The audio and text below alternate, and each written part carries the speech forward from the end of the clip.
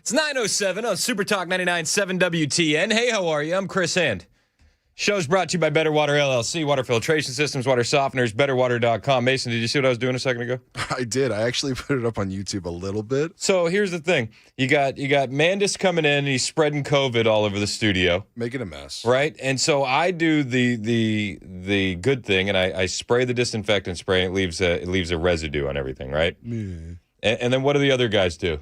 They complain. They complain. But we know what I did? I be the change that I want to see in the world. You kept them safe. And I just wiped it all down. And now we don't need to hear any more belly aching from Dan Mandis, Matt Murphy, or Chad Benson. Welcome to the Chris Hand Show. This is what we do. Be the change you want to see in the world. All right, guys, we got a big show today. First and foremost, happy Veterans Day. We are so grateful to our veterans in this country. Even though it feels like you are one of the most forgotten about groups, you are not forgotten about here. It is not missed on me that veterans get one day a year, but if you come out of the closet and you remove some bits, you get a whole month. It doesn't miss me, guys. I understand that, and I think it's awful. I have some great veterans in my life. My father-in-law is an amazing guy, veteran. My brother-in-law, amazing guy, veteran. My uncles, I could go down the list, but we salute all veterans today. And we thank you guys for what you have done. Even though it seems like this country doesn't give you the respect that you deserve, we will. And I want to invite the veterans in.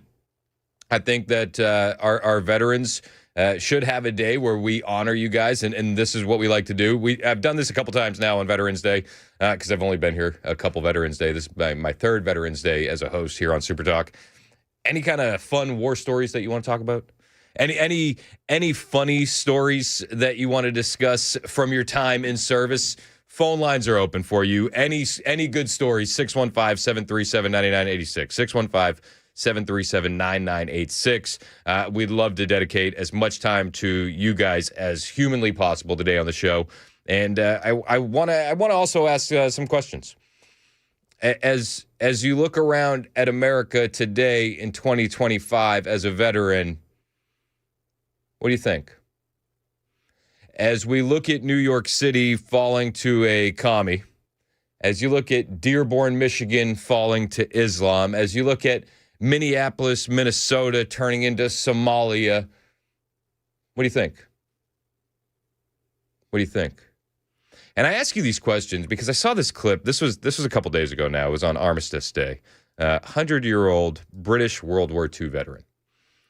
And this 100-year-old veteran is on TV remembering his comrades. And he says, you know what? The sacrifices that we made, it wasn't worth it. And it really struck me to my core because this elderly gentleman who obviously is dealing with a bit more of a harsh reality than we are here in America, there's some signs to wake up. But this gentleman, he looks around at Londonistan and the demographic changes that have happened in England, and he says it wasn't worth the sacrifice. I want you to listen to this, and I want to get your thoughts on it, especially to our veterans, 615-737-9986. This was a 100-year-old World War II veteran on Armistice Day in Britain. What does Remembrance Sunday mean for you? What is your message? My message is, I can see in my mind's eye those rows and rows of white stones of all the hundreds of my friends and everybody else that gave their lives for what? The country of today. No, I'm sorry. The sacrifice wasn't worth the result that it is now. He says, no, I'm sorry. The sacrifice wasn't worth what it is now. This isn't the first video I've seen like this, and we've all seen videos like this. This is just the most recent video like this. And I wonder what our veterans think of those comments. 615-737-9986. At the same time, we want to open this up to you guys to share any stories that you have from your times in service. Heroic stories, stories of bravery, stories of courage, funny stories. Some of my veteran friends have the funniest stories, and we're open to all of them. 615-737-9986. Let's start with Paul in Nashville, and I accidentally hung up on Larry. Get Larry back to the front of the line. Paul, you're up on Super Talk. What's up, Paul? Hey, brother, I just got a thing that's been bugging me ever since I got out. This has been about 15 years, but Veterans Day, everybody comments that. I ain't never had a job, but actually give veterans off on Veterans Day. Yes. Just an odd thing to comment on. But anyway, you asked about funny stories. I've only got one that I can remember. Airborne school, I had a fear of heights. Didn't like the idea, but I joined anyways because I figured that's the best way to beat it. I got up there to jump, and I froze indoors for about half a second thinking, man, this sucks. But I remember there was this really cute chick at the front of my chalk, and that was the last thing I was going to do. Let her think I was scared to jump. So I didn't jump because I was brave. I jumped because I was scared of what a woman would think of me. That's hilarious. Hey, Paul, man, I appreciate your service. Happy Veterans Day, and thank you for the call. Let's go to Steve on line 3. What's up, Steven? Hey, good morning there, brother. How you doing? I'm good. How are you, sir? I'm doing good. I'm just calling in that I'm a retired veteran, 20 years, 3 months, and one breakfast. Had some good times in combat aviation. Had some good comrades, and one thing I'll always remember is the camaraderie. It seems like nobody in the military when I was retired in '97 had a chip on their shoulders. But anyway, we can't lose hope. We can't lose hope. We have to keep on pressing. And when the occasion rises, as old as I am, if I have to, I'll step up again. Well, you have a great day. Hey, I thank you for it, and I thank you for your service, Steve. Before you go, what do you think about the 100-year-old World War II vet that I just played a clip of a little while ago, who says he doesn't think that the sacrifices that they made were worth it when he looks around at England today? And how do you feel those comments translate to what we're seeing in America with demographics changes in places like Dearborn and Minneapolis and New York? Well, if I could paraphrase it, what Abraham Lincoln once said, the ideology you put into the schools and the generation is going to be your ideology in Congress for the next generation and your universities. They've infiltrated us from our schools on the inside out. And Islam is riding right now. The green horse is riding, and death is following. And I can understand what these young people, they're having difficulty buying stuff and all that, and what they're saying. But you know what? Suck it up, Buttercup, and drive on. You know what I'm saying? Well, I mean, with the younger voters, and I will say this, I'll kind of defend them a little bit because I know a lot of Gen Zers and a lot of millennials. I mean, it does suck when you work your tail off in college for 4 years. You get out, you're saddled with debt, hundreds of thousands of dollars, and then your job is given away to somebody who came in and is going to be paid $40,000 less than you. See, but that's all planned, brother. All that's what you put that under globalization. But is the correct response to that suck it up, Buttercup? Because I don't necessarily think that's the right response. That's correct. I'll take that back. In other words, we have to stop this globalization of our country. Yep. We got to, because it's going to eat us from the inside out. And if we don't, I hate to say it, but people are going to start rising up. Yeah. I pray that we find a peaceful solution before it ever gets to that space, because war is hell, man. War is absolutely hell. I've been there, but anyway, I'll put it like this. If a nation shall humble themselves and get to their knees and pray, he said, then I will heal their nation and their land. Amen. Hey, Steve, thank you for your service, and thank you for the call, man. Happy Veterans Day. No problem. Have a good day. I appreciate you. And, I ask these questions because there's so many videos like this out there of especially the World War II veterans who we don't have many of them left. But they'll lament their times and their sacrifices, and they'll say, looking at the state of the country today, it wasn't worth it. This was on the 80th anniversary of D-Day. This is a clip that had made the rounds quite a bit. The real truth? Yeah. I feel like a foreigner in my own country lots of times, and I don't like it. It makes my heart real heavy. And I just hope we can pull out of this. There's too much Hollywood going on, and Washington all the time. The important subjects they don't cover. So the thing is, I hope that I hope all the guys will rally up and we'll go back and straighten it all out. I hope so. I pray that we straighten it all out. I feel for this greatest generation who say things like, I feel like a foreigner in my own country. It's heartbreaking. But there's a reality in that as well. We have how many illegal aliens and immigrants do we have in this country? How many foreigners do we have in this country? 50 million? 40 million? 20 million illegal? 20 more imported? Are we really doing that? It pains me to hear the older generations talking like that. But it's the reality. Larry in Clarksville. Sorry I hung up on you a second ago, man. I got these fat fingers, and I apologize. What do you got, Larry?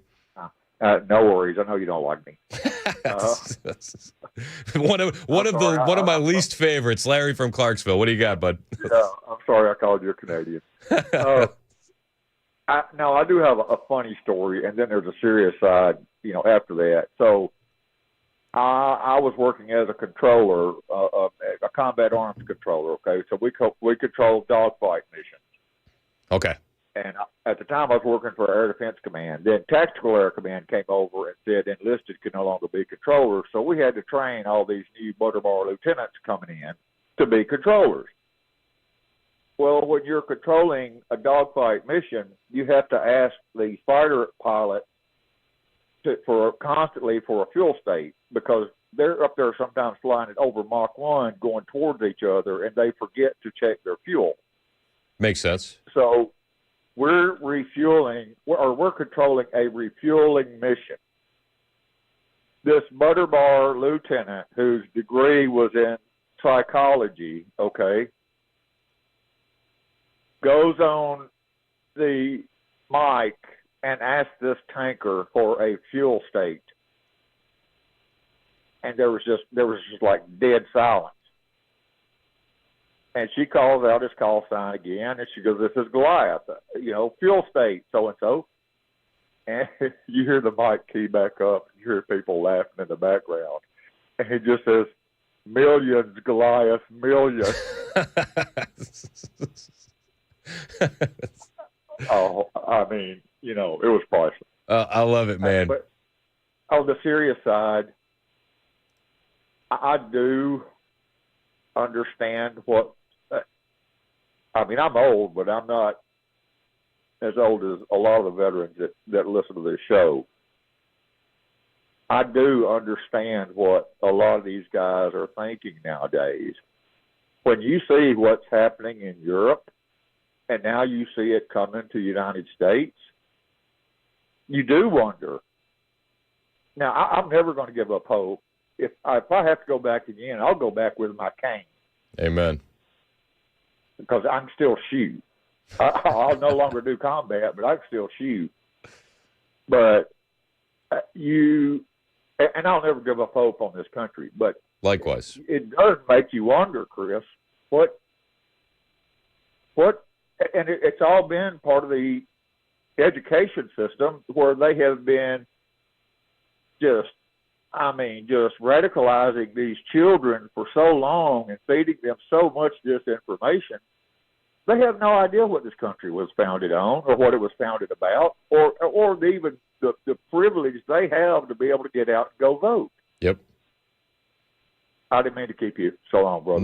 No. You didn't keep me at all, Larry. And I'm with you. I'm with you 100%, and I appreciate the call. 615-737-9986. We got a lot of vets on the line. We're going to take more of your calls. What, as veterans today on Veterans Day, do you think of the current state of the nation? What do you think of the current state of Europe? Is that what's coming here? Is what you fought for? Do you still think that it was worth it? I have these clips of World War II veterans from Britain and from America, and they say they look left, they look right, and they go, I don't know if it was worth it. And I wonder today if we could have our veterans weighing in on that. 615-737-9986. Chris, Darren, Carl, we'll get to your calls after the break. It's 9:21. This is Super Talk 99.7 WTN.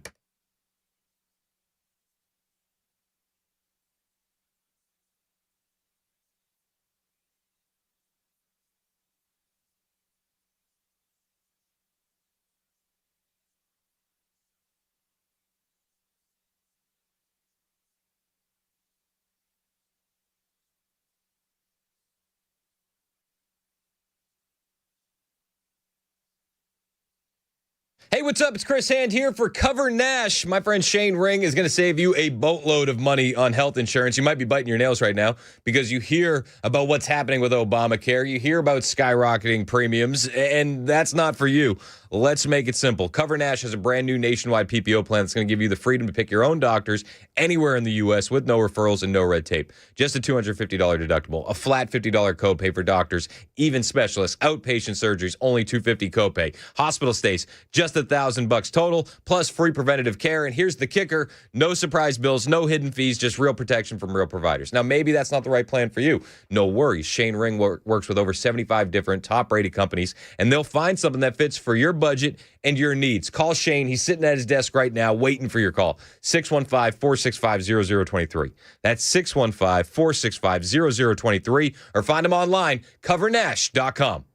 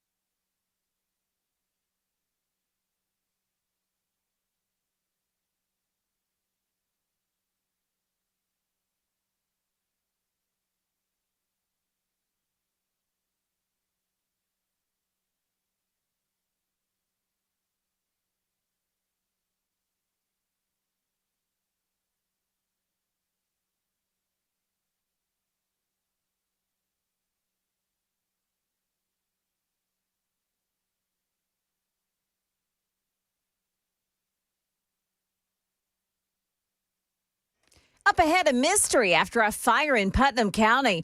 Also, Zoran Mamdani has just shored up his plan to put police officers on notice. We've got that story coming up, too, at 9:30 on Super Talk 99.7 WTN. That's Joan Jones in the newsroom. My name is Chris Hand. Happy Veterans Day. Super Talk 99.7 WTN. The show is brought to you by Better Water LLC. You can find us anywhere. We're on iHeart, FM dial, tune in. You can also watch the show, Super Talk TV, up and running. Facebook, YouTube, Twitter, Twitch, and Rumble. Hit like, hit subscribe, hit share. We appreciate it when you do so.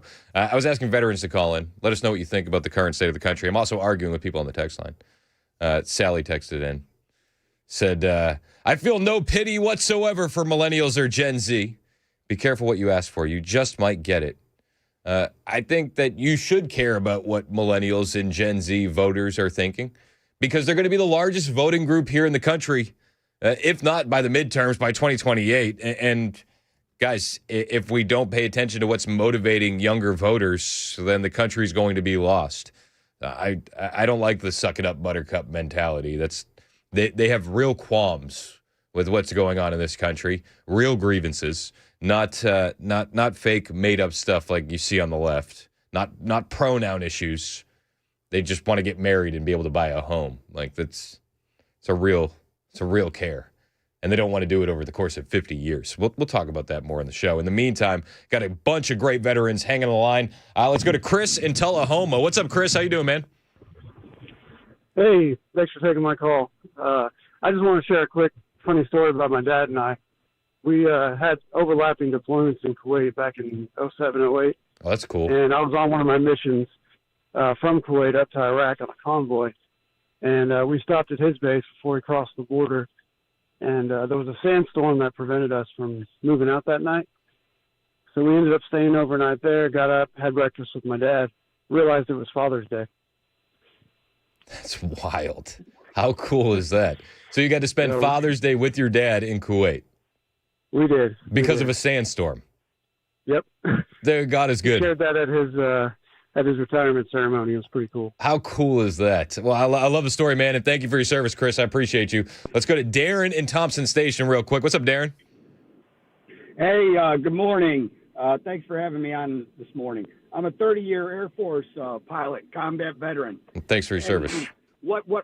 Thank you very much. What really frustrates me is the wars that we have fought and the reasons that we have gone to these wars and the young men and women who have died. You look at the control aspects that are going on in this world and the people who are pulling the strings. I don't think any of it was worth it. I fought for this country to defend this country, not to go out on an aggressive thing to promote somebody else's agenda. I don't want to get into the whole Israel thing, but you talk about these millennials and this younger generation, they're not stupid. I hate to say it, baby boomers fell asleep at the wheel. You guys just did what everybody told you to do. You voted for the same people. Marsha Blackburn wants to send my daughter in the draft now because they ran out of good, young, strong young men, 18 to 26, right? Only 30% of them can serve in this country, all right? I went to wars, mass destruction. I was there in 03. I was there on 9/11. I don't want to get into conspiracy theories, but folks, you better wake up. The crazy people are right. And if you want to send your daughters or your sons, if they're healthy enough to go, because half this generation's not, good luck, hope you make it. Quit following these people. And sorry, folks, Israel, the Zionists, they're the problem. Wake up, America. I mean, I hear the frustration that Darren has, and I don't think that he's the only one with those frustrations. I think that there's a real pull in this country to get back to America first policy. And I think there's real frustration with the country and the nation of Israel, not the people. And I think that that's an important thing to lay out. It's not the people, right? Like other countries were probably frustrated with Biden. I didn't want that put on me.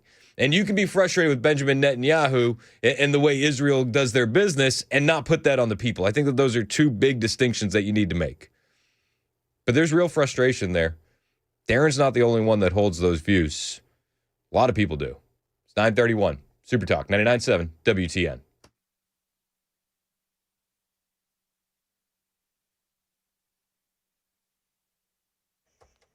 Good morning. I'm Joan Jones with your top stories. Putnam County first responders have a mystery on their hands when fire crews responded to a fire at the site of a single wide trailer yesterday. They found it collapsed, and News 2's Peyton Kennedy says that's not all they found. For hot spots within the debris, and during that process, they say they found human remains. The TBI and the Putnam County Sheriff's Office are helping with the investigation. Now, the trailer was located on Dyer Ridge Road. Firefighters say there was no electric service at the time of that fire. Another late night on Capitol Hill aimed at reopening the government and the Senate moving forward with a group of Democrats joining on with Republicans. Many Democrats furious at the compromise. Senator Jeanne Shaheen's own daughter, who's running for Congress in New Hampshire, opposing her mother's position, posting, "I cannot support this deal when Speaker Johnson refuses to even allow a vote to extend health care tax credits." California Congressman Ro Khanna calling for Senator Chuck Schumer to be replaced as minority leader, saying if you can't lead the fight to stop health care premiums from skyrocketing for Americans, what will you fight for? It's ABC's Lionel Moisey. Now, House lawmakers are taking the day off for Veterans Day. They'll start voting tomorrow afternoon on the revised measure from the Senate. Looks like Zohran Mamdani will follow through on at least one campaign promise. He's just hired the advisor who crafted his proposal to replace some police officers with social workers. The new Department of Community Safety will cost more than $1 billion. That is the latest news. Weather is next. I'm Joan Jones, WTN News.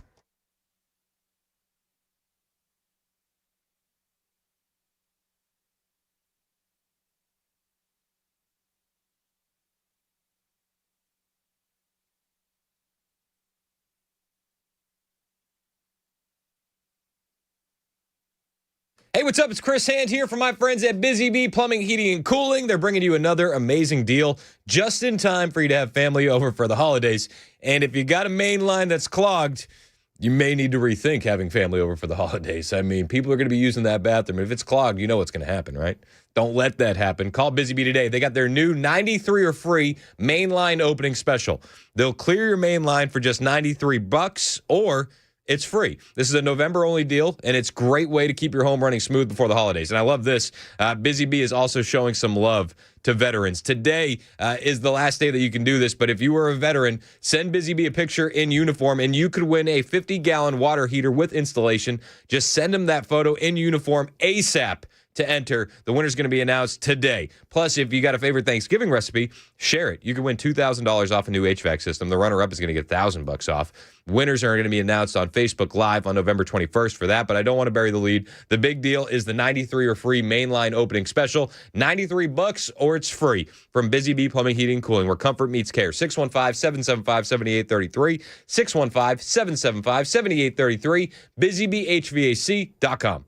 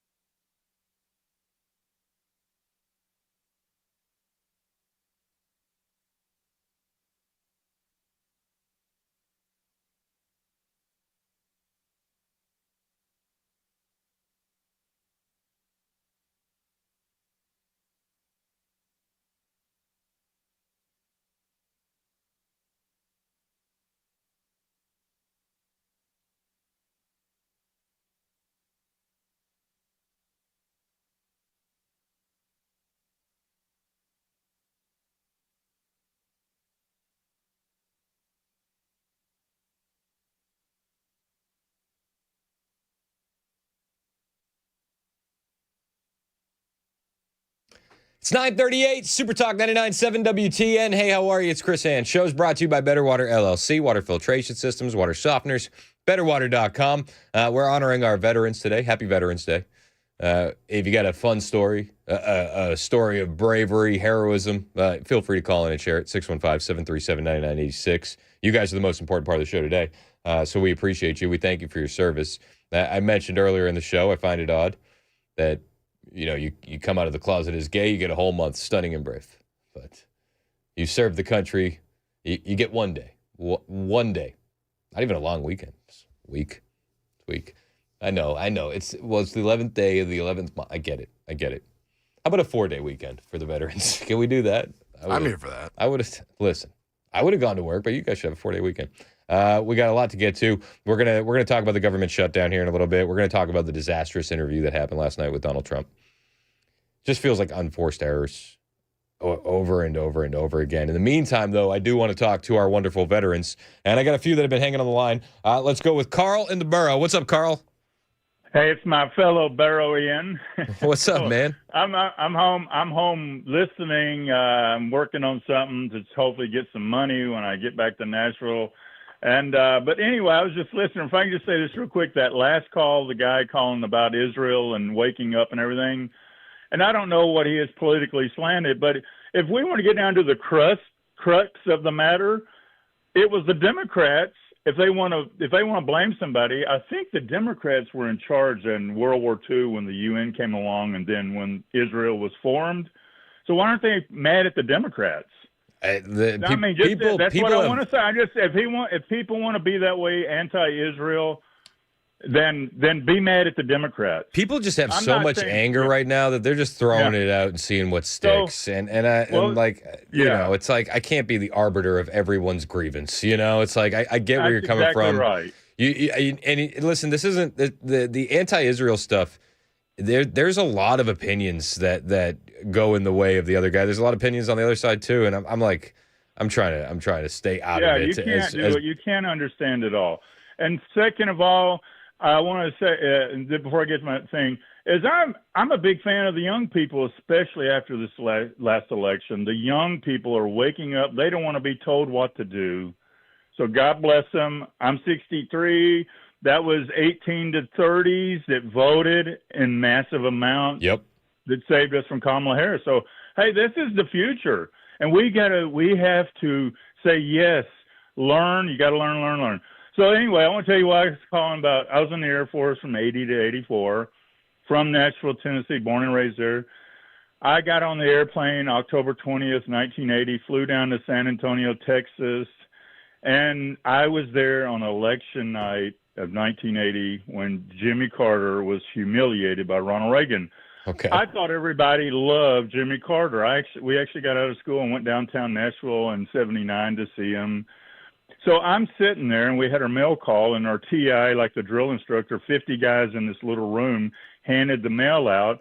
And when he said, oh, by the way, Reagan won in a landslide, it was an uproar. And that was my first wake-up call to reality. Not everything's what I believe it is. People loved that. And then I grew to love Ronald Reagan, and then I found out most people in the military did not like Jimmy Carter. Shocker. Yeah. So I just want to say God bless America. And then this is the last thing, and I'll get off. There is a thing called words, and they have meaning. And this was my first wake-up call to where I am today. And when I was 28, when I found out we're not a democracy, that's a lie. Constitutional republic, baby. Let's go. Just say republic. And when you can take and peel that first little lie away, all of a sudden you're going to go, what else have I been lied about? And that is the educational system. You're absolutely right. Hey, anyway, y'all carry on, and I love the veterans, and I miss the big family I was in the Air Force, and everybody. Hey, God bless everybody, man. I appreciate you, Carl. Thank you for your service. Let's go to Tommy in Lewisburg. What's up, Tommy? Hello, how you doing, Chris? Thank you for having me on. Absolutely, man, and thank you for your service, sir. I appreciate it. I was in the Army for a short stint, but I come from a long lineage of military folks in all four branches, and you put a little, let's say, what do you call it? Put a little bit of powder in my keg for me, and And let me tell you what I think about America today. Tell me, please. This is important. Your DEI took the man out of men. We have become weak. Thank Hegseth. Thank Trump for trying to build that back up. Our true men that are growing up is what makes our military. It's what makes the backbone of America, and we're taking that away. I'm not pro anything. I'm not anti anything. People will be people, but we don't need to teach our kids to be weak. We're strong. America is strong. I love America. You cannot take the red, white, and blue out of my blood. Now, as far as me today, I'm 58 years old. I will go back and fight for America at any time, at any day, because I love America that much, and it's in my blood. What do you think about the changes? If you talk about the weakness of men and that being taught, but what do you think about the actual changes growing up in this country today versus when you grew up in this country? When I grew up, as a young man growing up, my father was 21 years Air Force. I think it was 3 tours of Vietnam that he did. His actual role he would not talk about, so I don't really know what he did. But when I was growing up, we played outside. We wasn't inside. I realized technology today has us inside more than outside with our kids. I understand that. But we had good parenting. If my father said, do this, he didn't mean tomorrow. He meant now. We understood that. When he said sweep the floor, he meant sweep the floor. If he mow the yard, he meant mow the yard. Nowadays, you don't get that. Our children, I'm going to step back there. Our parents my parents 10 times smarter than I was with less education than I have because they worked from a young age to a latter part age. Not saying the kids don't need to be kids. They do. But at the same time, we start as small kids learning responsibilities of life that you do not get in today's world. I get where you're coming from on the parenting angle, and I agree with a good portion of that. I meant more in the terms of the state of the nation, and when you see New York having a communist mayor, when you see Minneapolis turning into Somalia, when you see Dearborn, Michigan playing the Muslim call to prayer at 5 a.m. and all times of the day, does that still feel like America to you? No, sir. And I may have got a little off base with you, and I apologize for that. And no, sir, it does not. Like I said, I am true American, head to toe. And we need to take care of America. We, the people, need to take care of America. That's what made America, we, the people. You take what's happening in New York and Deerfield and places like that, we have lost our way in our teachings. And that's where I get back to the kids. Our parents don't teach us what America is about. You can learn what you want to in school about history. 2/3 of history is probably a lie. But my parents, what they learned growing up is the truth. Does that make sense to you? I hear you, man, and I appreciate the call. 615-737-9986 if you want to join the call. 615-737-9986. I did lose my phone in here. Can you let me know who the next caller is that's been holding the longest? Because I'll get them on real quick.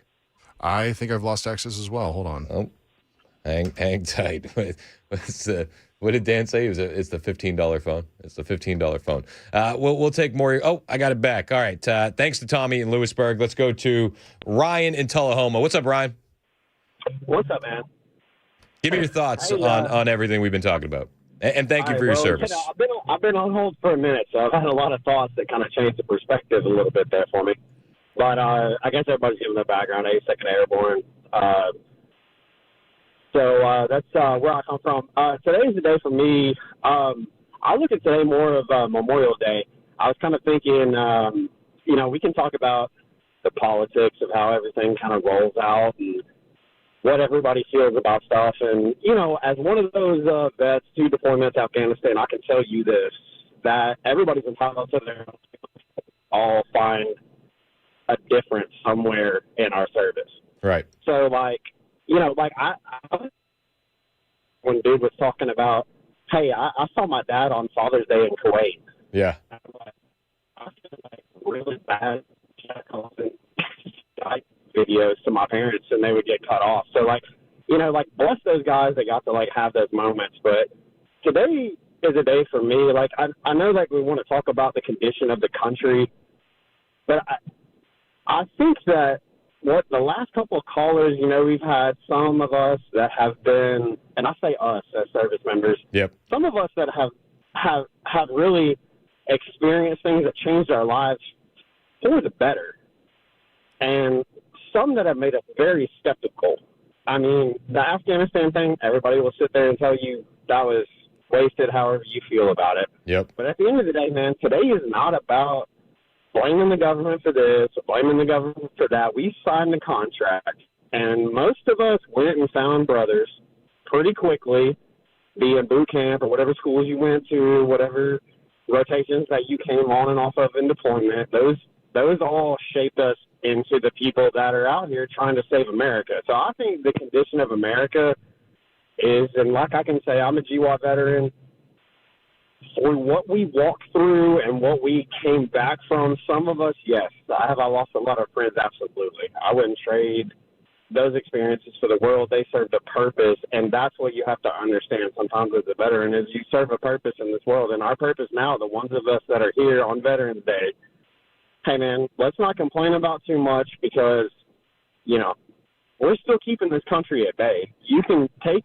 a little anecdotal grievance that you have with what your MOS was, what anybody put you into. You can take all of that shit, you can take all of that stuff. That's what you get when you get veterans on the show. You can take all that stuff. You can take all of that stuff and you can put it in a box and you can say, hey, this is what I believe, this is what I feel. But the problem is, in the modern world that we live in, we are exchanging experiences for lessons now. So take your experiences, guys, veterans out there, please, boys, and ladies, if I could implore you, take those experiences and teach those lessons. Don't use them as a grievance to yell about Zionism or whatever it is that you don't like. The thing that we love, you can hate the things you don't like a little bit, like where you're like, oh, I like that, and like, what do I got to do to get it? That is the most ridiculous thing I've ever heard. You can like what you have or you can dislike anything, but your love of this country has to come first. Take your politics out of it. When you sign that contract, every one of us knows we signed it for a reason. It's for America. So take that with you today. I'm going to go visit a few spots and lay some coins down for my guys, and we're going to move on from this. We're going to be better. But teach your kids that service is the most important thing that will ever happen to them in their lives. Amen. You will learn so much from it, and it doesn't matter. It doesn't have to be military, guys. Like, any young man or woman listening to me right now, it doesn't have to be some grandiose idea of service. You can go down and volunteer to do anything, and that's serving your country. And let's not be lost on that fact today, that today is the day that we honor those that serve. Not like Memorial Day. Today is the day for celebration. Yep. This is for the ones of us that are still out there, still doing the deal, still going in, showing up early, staying out late. That's what today's about. Hey, I appreciate the call, Ryan. Thanks so much. I got time for one more. Let's go to Tom in Morrison. What's up, Tom? Hey, good morning, Chris. Tom Davis. Oh, what's up, dude? Neighborhood How are you? candidate for U.S. House. Hey, good. Hey, just to weigh in a little bit on you asked about the veteran status, and you know, I served for almost 25 years in the Army, deployed a couple times, and I'm a little optimistic right now, more so than I have been, previous administration, but we still have a lot of work to do, and I think myself and veterans included, because we have some skin in the game, and not that we're the only ones, but we did swear an oath to defend the Constitution, and that Constitution has been under attack. And I would implore my brothers and sisters in arms out there, fellow veterans, that to stay engaged, especially politically. part of the reason that we are where we are is we have been asleep at the wheel. And we have just launched people to go represent us and not held them accountable. And in particular for the military, and one thing I've seen with our representation today in Congress, especially in the 4th District, we got a representative who says he supports us, but then votes yes to transgender affirming care in the military, which is an absolute detractor and is also not a taxpayer responsibility. So I am hopeful and I am optimistic, and I would say to those out there that and for me personally, it has been worth it, and it is worth it to stay engaged and stay part of the process. And like the last caller was talking about, to teach that and pass that heritage on. If you're a veteran and you're not a member of a service organization, I'm going to tell you right now, you're wrong. Go join American Legion, VFW, Marine Corps League, but get in where you fit in and participate as much as you can. But, and I agree with that. It shaped me, and it's definitely worth being engaged and staying involved in the process that is our republic. Well, Tom, I appreciate you taking my call and what you do there. And I appreciate you calling in, and I thank you for your service, Tom. We'll leave it there. It's 9:54. This is Super Talk 99.7 WTN.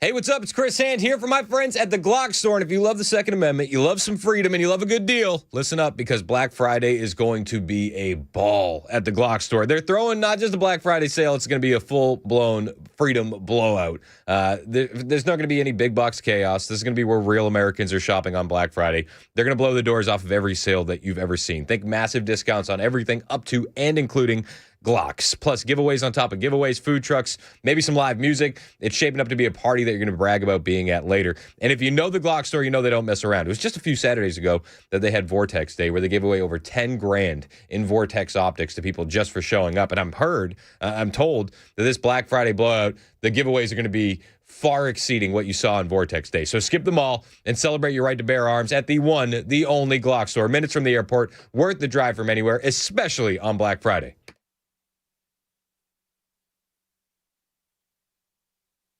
Did you see this lunatic? What's wrong with me? Oh, right. hey, smile for the camera, you little Nazi That's bitch! enough. Kill all Nazis! We won World War II! Fuck you! Kill all Nazis! So that is a crazed leftist yelling at a Republican and calling him Nazis. When will the Democrats understand calling Republicans Nazis is anti-Semitic? Because when you do that, what you're doing is sanitizing what Adolf Hitler and the Nazis did. That, my friends, is anti-Semitic. Kill all Nazis! We won World War II! Fuck you! Kill all Nazis!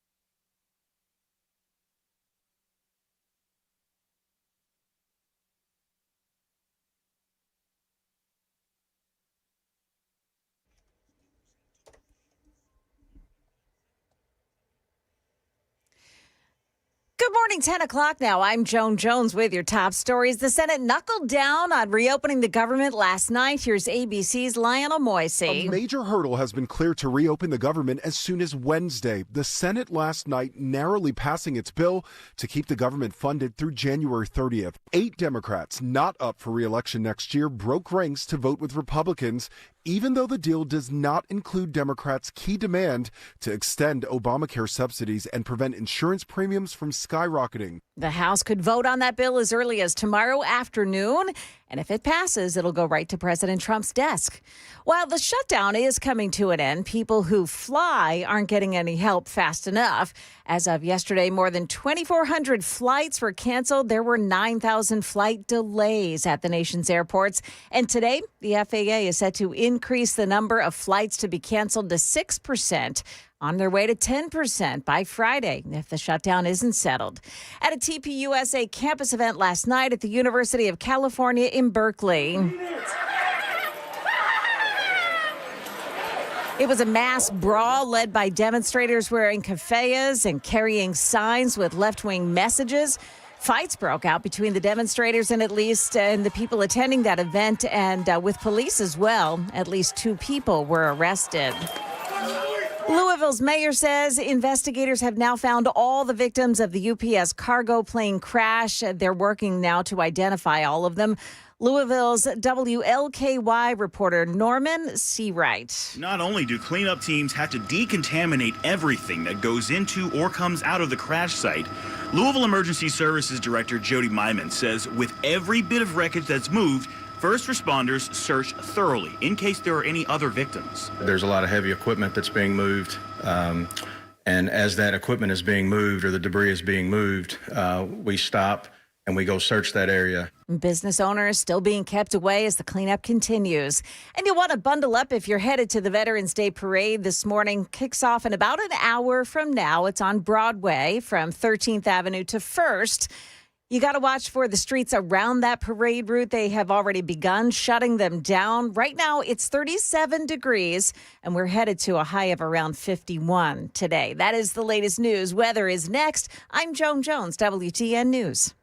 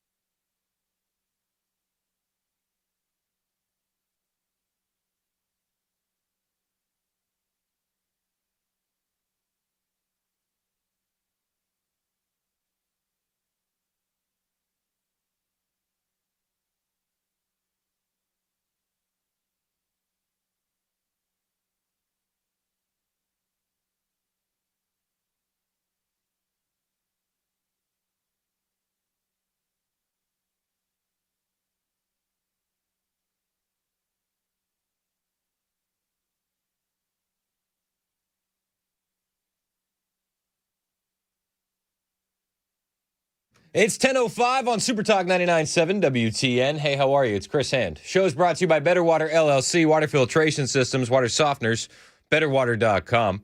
You can listen to us anywhere. iHeart, TuneIn, the FM dial. You can watch us. Super Talk TV is live.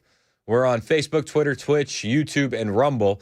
The president soon will be attending Veterans Day observances. The wreath-laying ceremony. We'll have the video in picture-in-picture for you on the YouTube stream. We'll comment on it as it happens.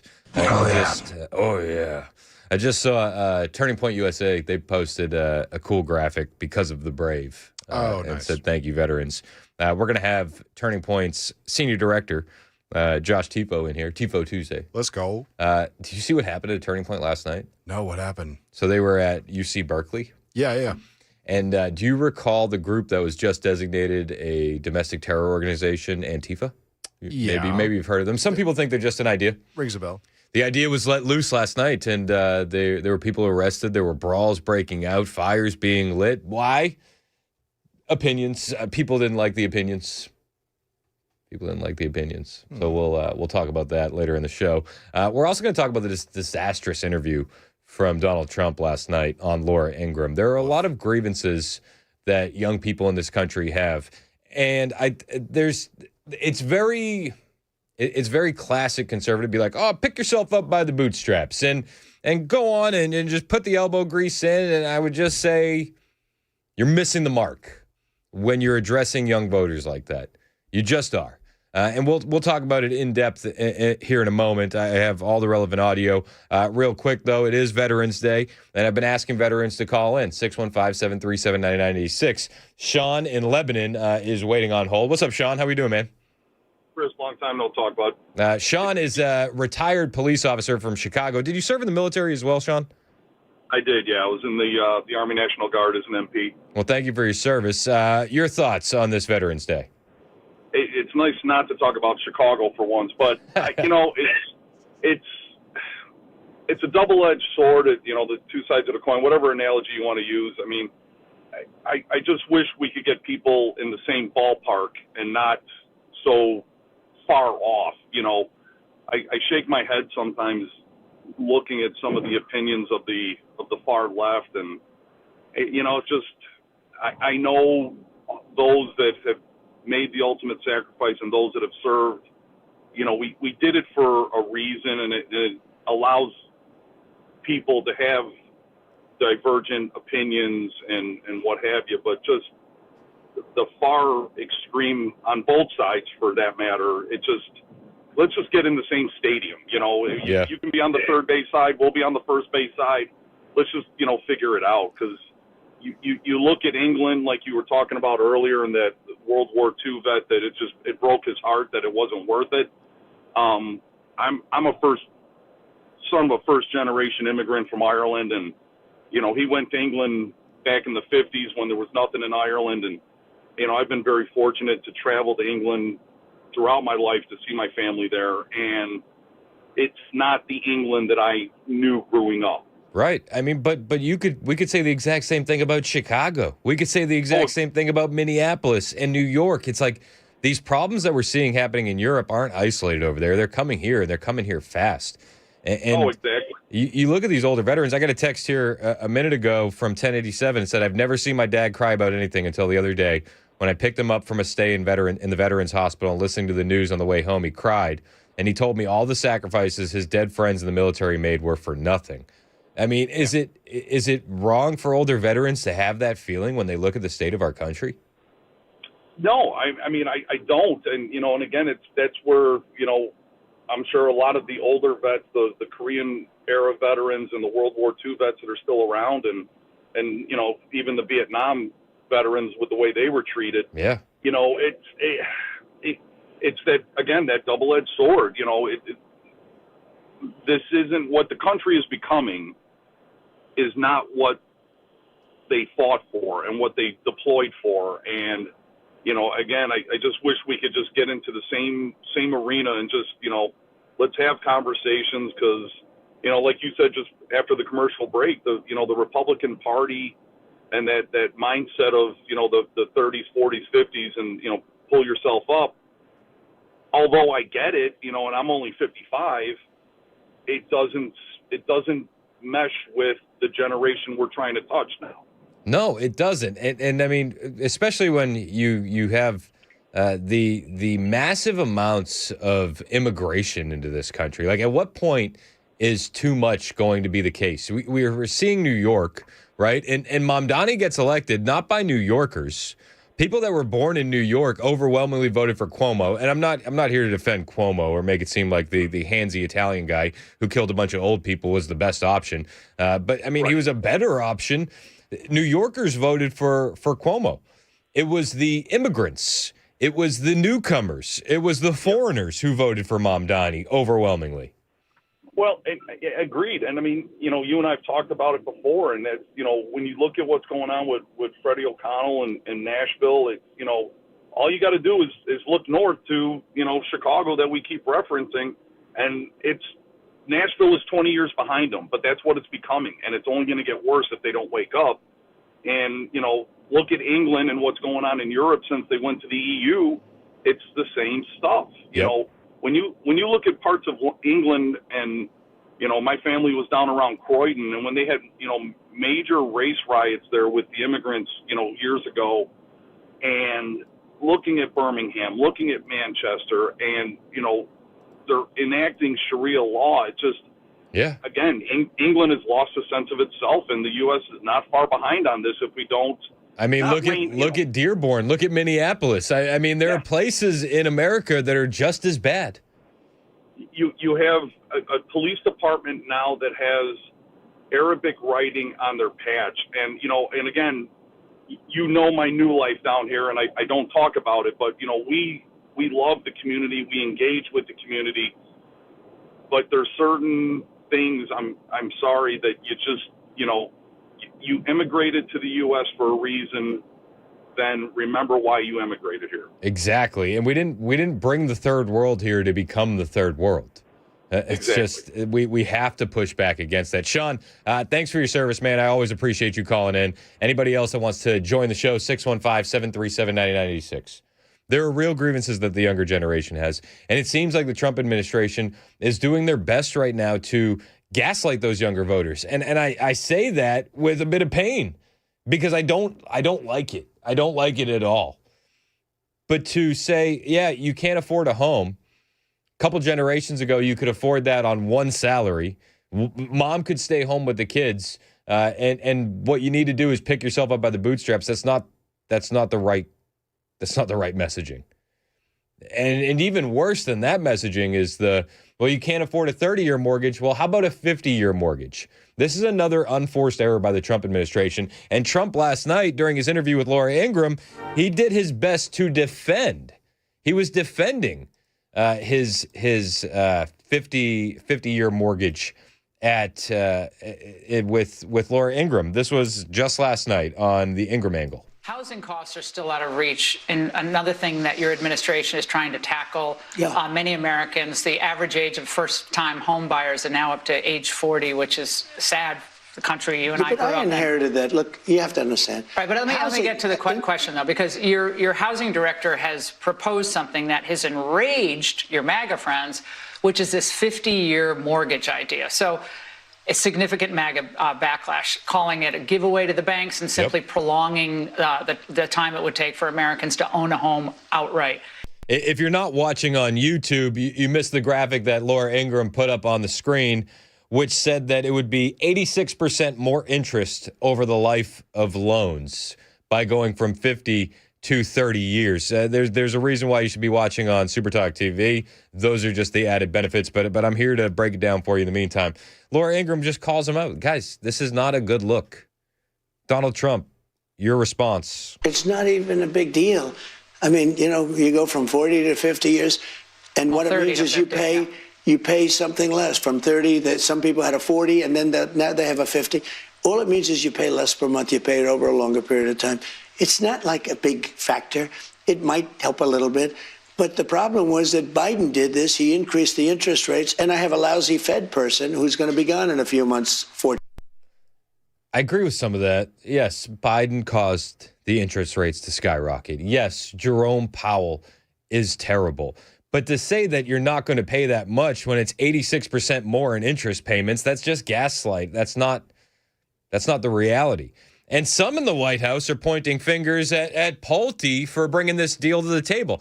This is stories from Politico, so take it with a grain of salt because it could be just sources with who are close to the situation revealing what they know. But the Politico ran an article, sold POTUS a bill of goods. White House furious with Pulte over 50-year mortgage. If that's true, why did Trump double down on it last night on the Ingraham angle? And where does the buck stop? They say White House was blindsided by the idea and is now dealing with a furious backlash from conservative allies, business leaders, and lawmakers. So, is it Pulte's bad idea, or is it Trump's fault for running with the bad idea? I mean, let's be serious. You would have to say that the buck stops with Trump. I like Trump. I don't want to see these unforced errors. But it seems like time and time again, over the past few months, we've seen unforced error after unforced error after unforced error. White House officials are furious with Bill Pulte, the Federal Housing Finance Agency director, who talked the president into suggesting a 50-year mortgage plan. The White House was blindsided by the idea, according to two people familiar with the situation, granted anonymity to discuss internal thinking, and is now dealing with a furious backlash from conservative allies, business leaders, and lawmakers. So take the story with a grain of salt. It is Politico. But if we're operating from a standpoint of it's true, then the blame goes back to the president. Make no mistake about that. It goes back to the president. He was asked about affordability on his interview last night with Laura Ingraham, and the answer was underwhelming. President Trump called it a con job, said costs are way down. This is the president. The economy was listed as a top concern. I know you know this for voters in New Jersey, New York, Virginia. I know you've been all over the affordability issue today and for the last several months. Eggs, gas, a dinner cost for Thanksgiving way down. But other things, as you noted, have gone up. Beef, coffee, they're gonna come auto down very repairs. shortly. Is this a voter perception issue of the economy, or is there more that needs to be done by Republicans on Capitol Hill, or done in terms of policy? More than anything else, it's a con job by the Democrats. They're saying, they just have to say, they put out something, say today costs are up. They feed it to the anchors of ABC, CBS, and NBC, and a lot of other, and CNN, and et cetera. And it's like a standard. I'll never forget, they had used a word like manufactured. Do you remember the word manufactured? It's a manufactured economy. Nobody uses that word. Every anchor broke through manufactured. They do exactly what they say. It's such a rigged system. So are you ready? Costs are way down. Gasoline is going to be hitting $2 pretty soon, or around $2. Gasoline is at $2.70 now, and it was at $4.50 under Biden, under Sleepy Joe. When gasoline comes down, when energy comes down, and everybody agrees energy's down, we're drill baby drill. We're going like wild. We produce more gasoline, oil and gas in the last month than we ever have before, by far. Doug Burgum was talking about that the other day, too. And I understand. There are some major victories from the Trump administration. But to jump out there and say it's a con job while your enemies have the ammunition of these Thanksgiving meal prices that they say are way down, but just happen to be missing 6 to 8 items in each grocery cart as opposed to the year before, it's like, who's conning who? We're doing the Spider-Man meme. What are we doing? Again, that's an unforced error. You can lean on the costs that are coming down. You can lean on the oil and gasoline production, and those are huge victories. You can make the case that that's going to ripple through the economy faster than anything else, and I think that it's correct. But it doesn't change the reality of what we're facing right now today. And to get on the TV and call it a con job, tell that to somebody with $30 in their savings account. I mean, tell that to them. It's not effective messaging. Yes, we understand that inflation ran out of control because of Biden and his administration's spending. We do. But we need to be honest about where we're at today. Prices are still high. They are. It's not a con by the Democrats. It's not a con by the mainstream media. You need to work on the messaging there. He needs to work on the messaging in a couple different areas. He also got to the 600,000 Chinese students that are going to be coming into the country during this interview with Laura Ingraham. And I don't like the idea of importing more people into America. I think that we have too many. I hate the idea of having to prop up these Ivy League schools with foreign students. We'll talk about why that's a bad idea. We'll play you the president's comments on the way. Plus, we'll take more of your phone calls. 615-737-9986. It's 1021. This is Super Talk 99.7 WTN.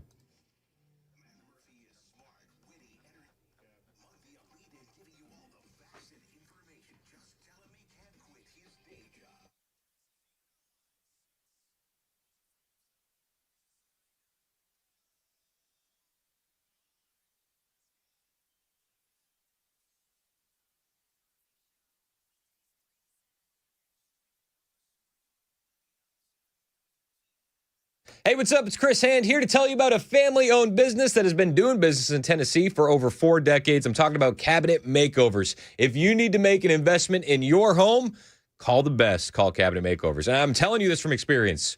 I've had some brand new pull-out cabinets and a brand new pull-out pantry installed in my home. My wife had been a big fan of the pull-outs for a while, and she said, Chris, you're going to love them. And I wasn't totally sold on them. But after they've been installed, I never want to go back. Not having to bend over to dig in the back of your cabinets for pots and pans is a game changer. Letting the kids be able to grab all the snacks they want out of the pull-out pantry, it's a game changer. Making that investment in your home feels really good. Why not do it with a company that won't shame you for having Christian values? Why not do it with a company that leads their lives the same way that you do? This is the company to do it with, Cabinet Makeovers. They don't just stop at kitchens. They do everything. Custom closets, pantries, cabinetry for every room in your house, and everything is going to be built with that same Tennessee pride and biblical values that guide their company. So do what I did. Call Cabinet Makeovers today. 615-331-7010. 615-331-7010. You are going to love the investment that you make in your kitchen. Find pictures online so you know what to expect. CabinetMakeoversTN.com.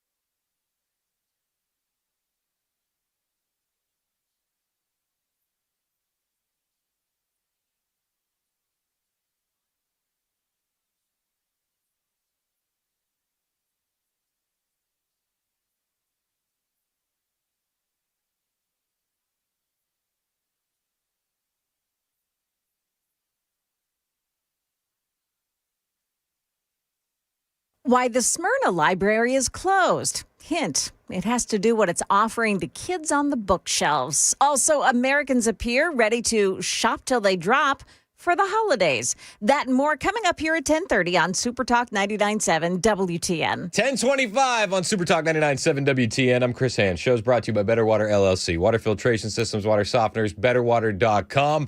I love this. It's one of my favorite texts I've ever gotten. You ready for this? It may be the best text I've ever gotten. Dude, whose side are you on? Americans. America first. Is that what we're doing? I thought that's what we voted for. Listen, if you can't call out the president when he's making unforced errors again, as one of his biggest supporters, whose side are you on? You're not helping the administration if you don't call them out when they flub. You're not. If you say, "Sir, that fart smells delicious. May I have another?" Like that's not helping anybody. It's not helping anybody. And we're going to have Josh Tifo in here in a little bit, Senior Director of Turning Point USA. You know who was one of the best at recalibrating where the messaging needs to be? Charlie Kirk. And he had the president's ear. And I wonder who has the president's ear today to say, sir, it's not a good idea to be going off about Walmart Thanksgiving prices. And then I get another text. Dude, the Walmart CEO lied to Trump. Okay, so Trump has no duty to fact check that? The people around Trump have no duty to fact check that? I'm sorry. I voted for extreme accountability. I want all the accountability.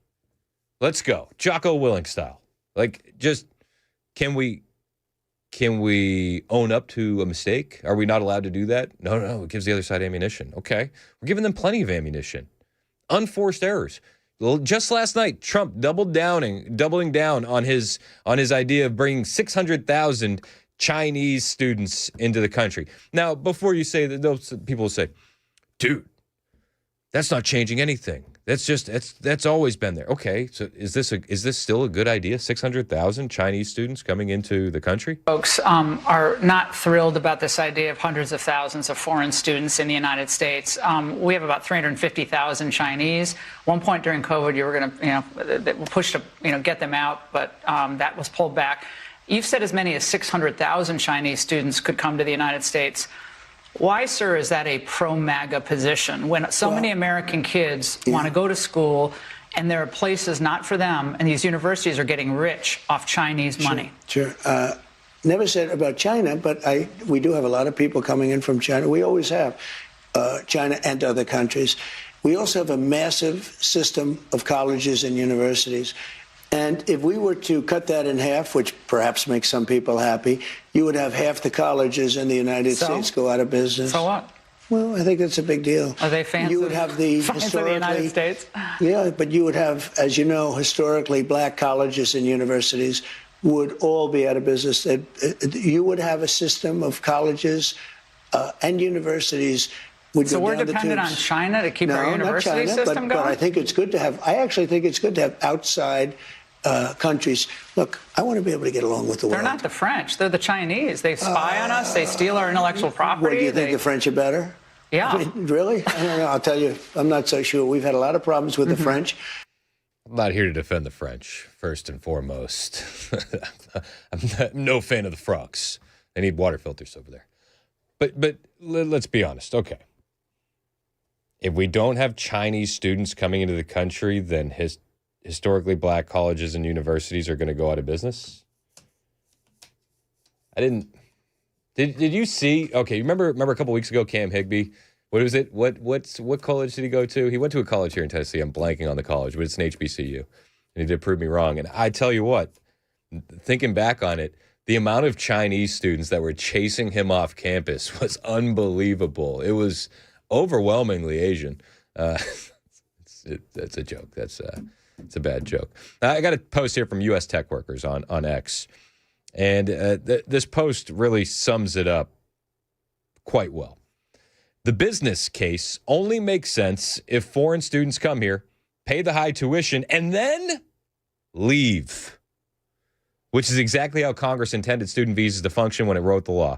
But that's not what's happening. Once foreign students graduate from a U.S. institution, the federal government incentivizes them to stay by granting work programs through the OPT program, a policy created by not created by Congress, but through administrative regulation and later expanded under the Obama administration, giving them access to U.S. jobs and serving as a stepping stone toward permanent residency. In effect, universities are selling immigration benefits. Hence the backlash to Trump's comments, especially since he's previously said he wants every foreign student to remain here. Some defenders claim Trump often makes hyperbolic statements that shouldn't be taken seriously, but that excuse no longer holds water when his administration has yet to show any meaningful policy action on this front. It signals that the administration may preserve the Obama-era expansion of OPT, now one of the largest guest worker programs, even as his base has repeatedly called for its end, particularly since it's a policy the administration could undo without court interference. With a weak job market, and it is weak, and rising tensions toward China, many in Trump's base are asking why the administration hasn't reversed Obama's work permit policy. It's low-hanging fruit. After interviews like this, they're starting to see answers they don't like. It doesn't make you anti-Trump to call this stuff out. It makes you pro-America to call this stuff out. 1032, Super Talk, 99.7 WTN.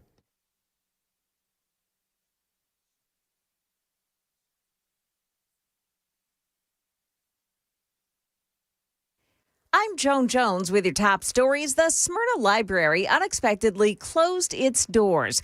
News 2's Nikki McGee says it came after a warning about the books on the shelves. According to the library system's Facebook page, Tennessee's Secretary of State sent 3 letters calling for an immediate age appropriateness review of the library's youth reading section and a report of any books that might be in violation of state or federal laws.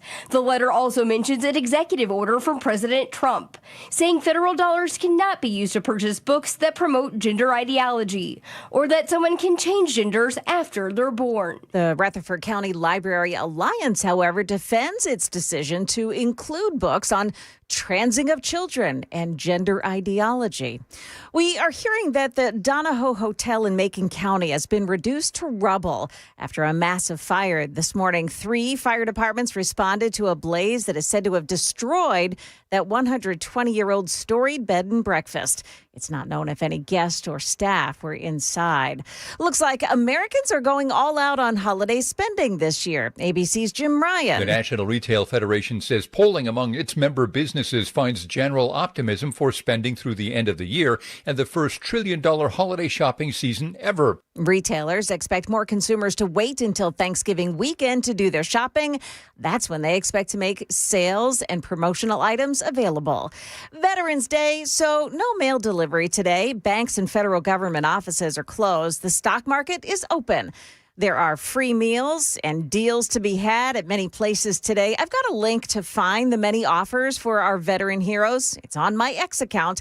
Check it out at Joan Jones WTN. That's the latest news. Weather is next. I'm Joan Jones WTN News.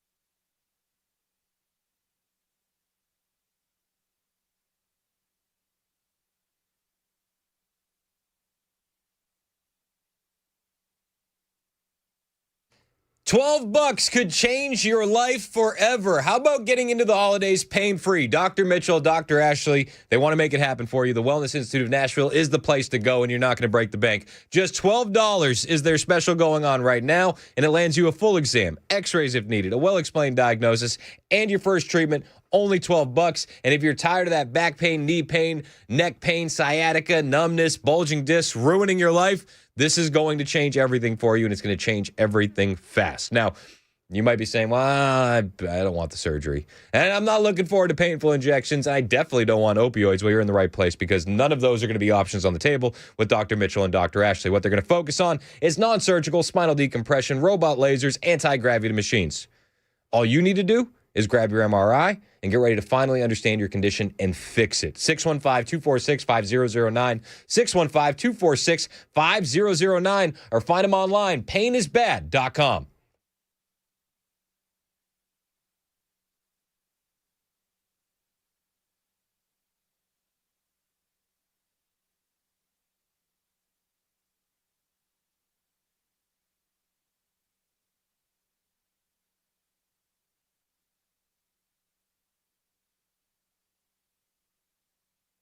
We've just reached the 2-year mark of the Freddie O'Connell tenure as mayor of the city of Nashville, and one asks oneself, what has he done for this city? Now, look, I've had Freddie on this show, and do I need to tell you yet again that he seems like a nice enough guy? Do I need to? Oh, he seems like a nice enough guy. I'd like to sit down and have a beer with him. You know, my grandma seems like a nice enough lady, but she's dead. I don't want her to be the mayor of Nashville. Just because they're nice people doesn't mean that they're good leaders. Now, Freddie is set to be on this radio show in 3 weeks. November 7th, we have him slated, I think, in the 3 o'clock hour. I was talking to his guy, Alex Apple, about that just several days ago. And we will present all of this to him. Tell me what your accomplishments are as mayor of this city, besides raising taxes, because you've done that twice. Twice.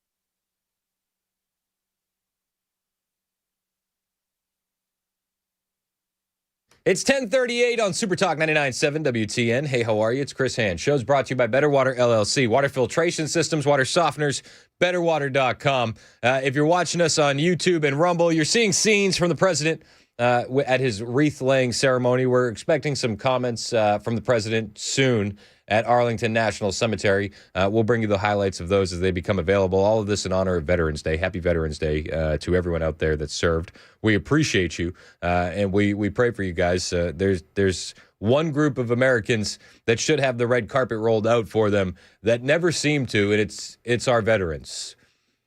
If only you guys had been illegal aliens instead. So, sorry. That's just maybe sneak out, ditch the passport, and sneak back in. And you'll get some benefits. You'll get some of them bennies that all the newcomers get. New visa? You know, why not? Why not? It doesn't work that way anymore. It used to work that way. I got a few people waiting on the line that want to weigh in on this Veterans Day. Real quick, though, 3957, our friend Roger said today is his 60th birthday, and he's a U.S. Army veteran. In celebration, he ran 11.11 miles on this cold morning. Wow. Happy 60th birthday, Raj. Congrats, and thank you for your service. I don't think I could run 11 miles today. I definitely cannot. Let alone at 60. God bless him. You know what he did? He even sent a screenshot of his run. Really? Yeah, he want just in case we fact checked him. He said, no, here you go. There's a receipt. Happy birthday, Roger, and thank you for your service. Got a couple people that waiting on the line to weigh in. Let's go to Troy on the road. What's up, Troy? Happy Veterans Day. Hey, how's it going, Chris? I'm good, man. How are you, sir? I'm doing great. Thank God for all our veterans. My mother, she's World War II, U.S. Navy. My uncle, World War II, Korea, U.S. Army. And my brother, that's was U.S. Marines, 68 through 70, Vietnam, and the Phoenix Project. But what I was getting to, brother, is something my uncle told me he passed away in 1993, and he told me back before he passed away, he went into the World War II right after Pearl Harbor, and all that. Mm-hmm. And he told me in the late 80s, early 90s, he said, I'm going to tell you something, son, and you take it to the bank. He said they tried to take us by force the last time, talking about World War II.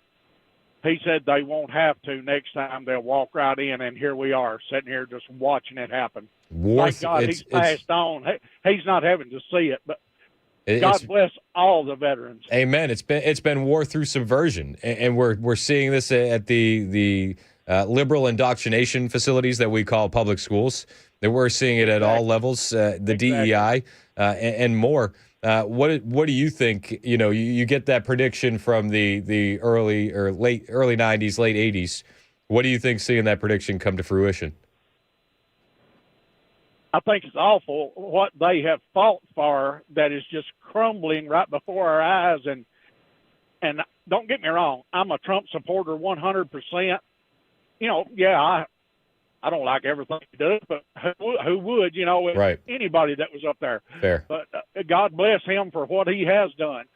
But it just breaks my heart to see what people have fought and died for over the years be thrown out the window, and I don't know what to do about it.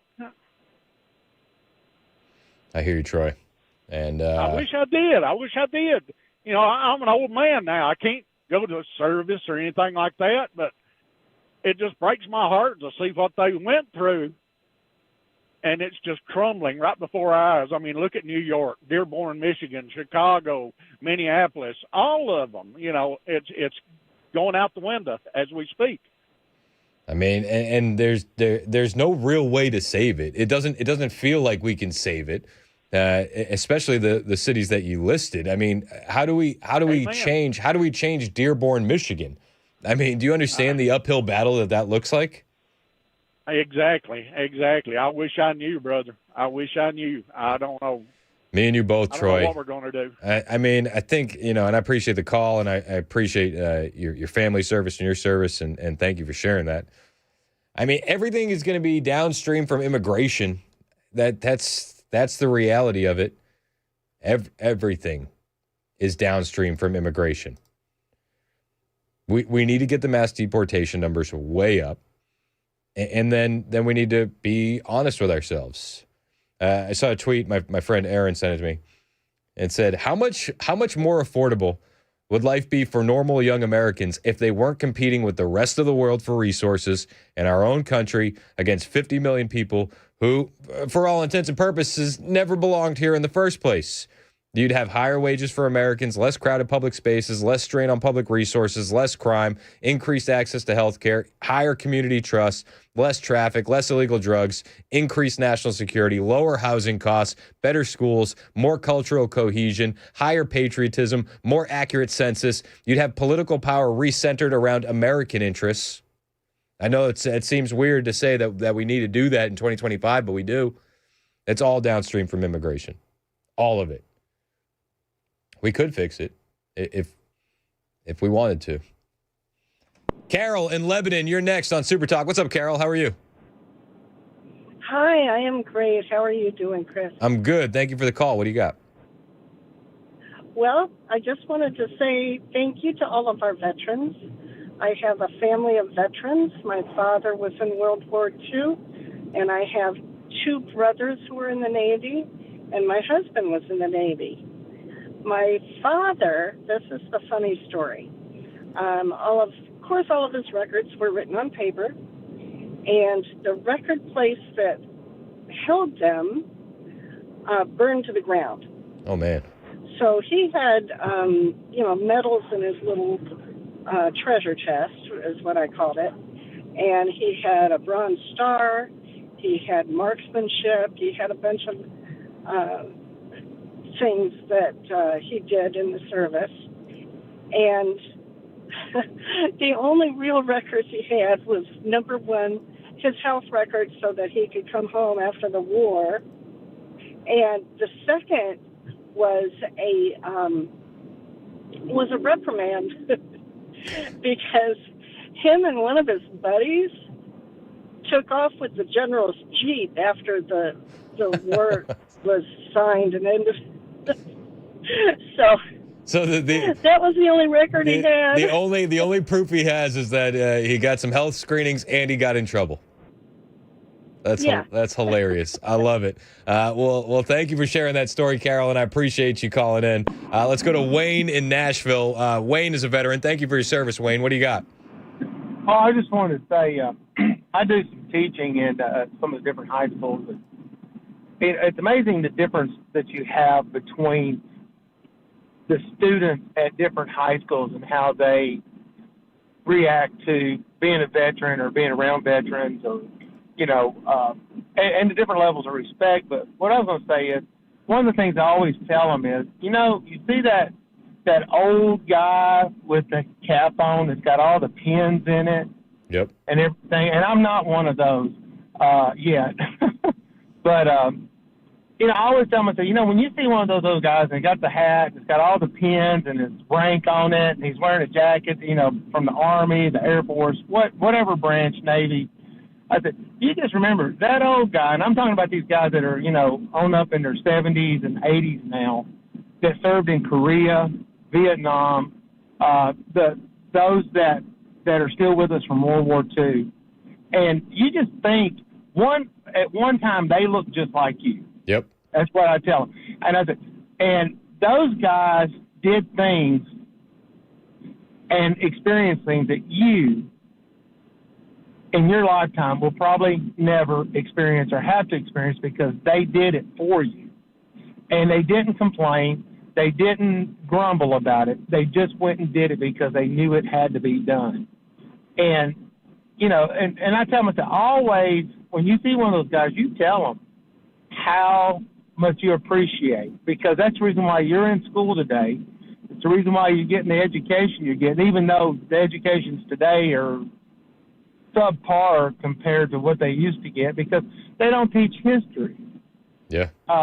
And going over to that with immigration and things like that, our founding fathers, they knew, we were established as a Christian nation. Yep. All you got to do is read their letters and the history of what Thomas Jefferson, Benjamin Franklin, George Washington,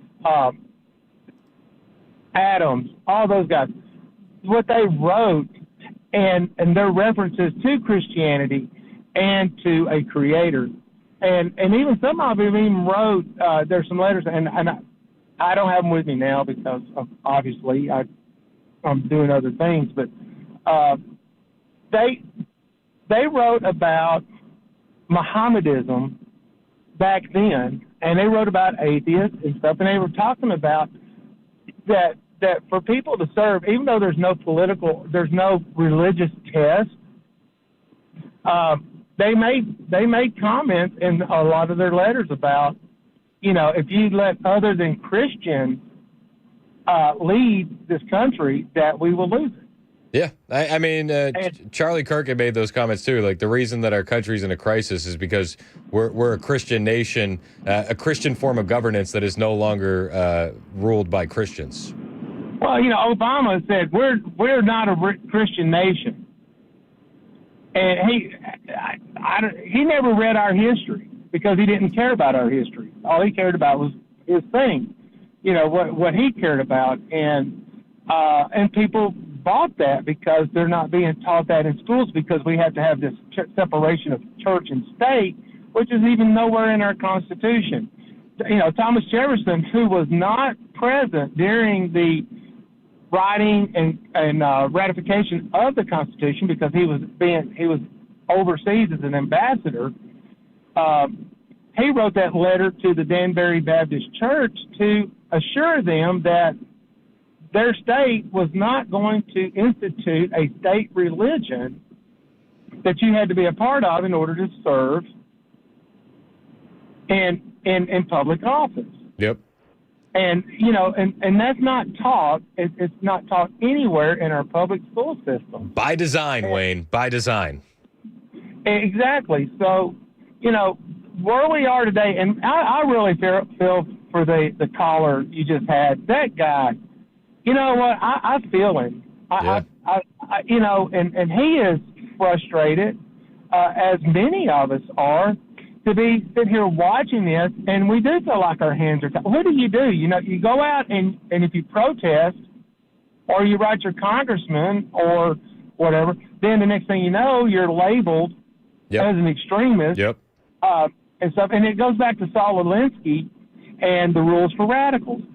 You know, make the accuse the other side of what you're doing, and then push it. Don't let a good crisis go to waste. You know, that kind of stuff. And so, you know, when I'm around students, you know, and especially if it's in a history or some kind of, you know, class that's talking about geography and things like that, I don't try to bring it up, but if it does come up, you know, I talk about, well, what did the founders, you know, what did they say?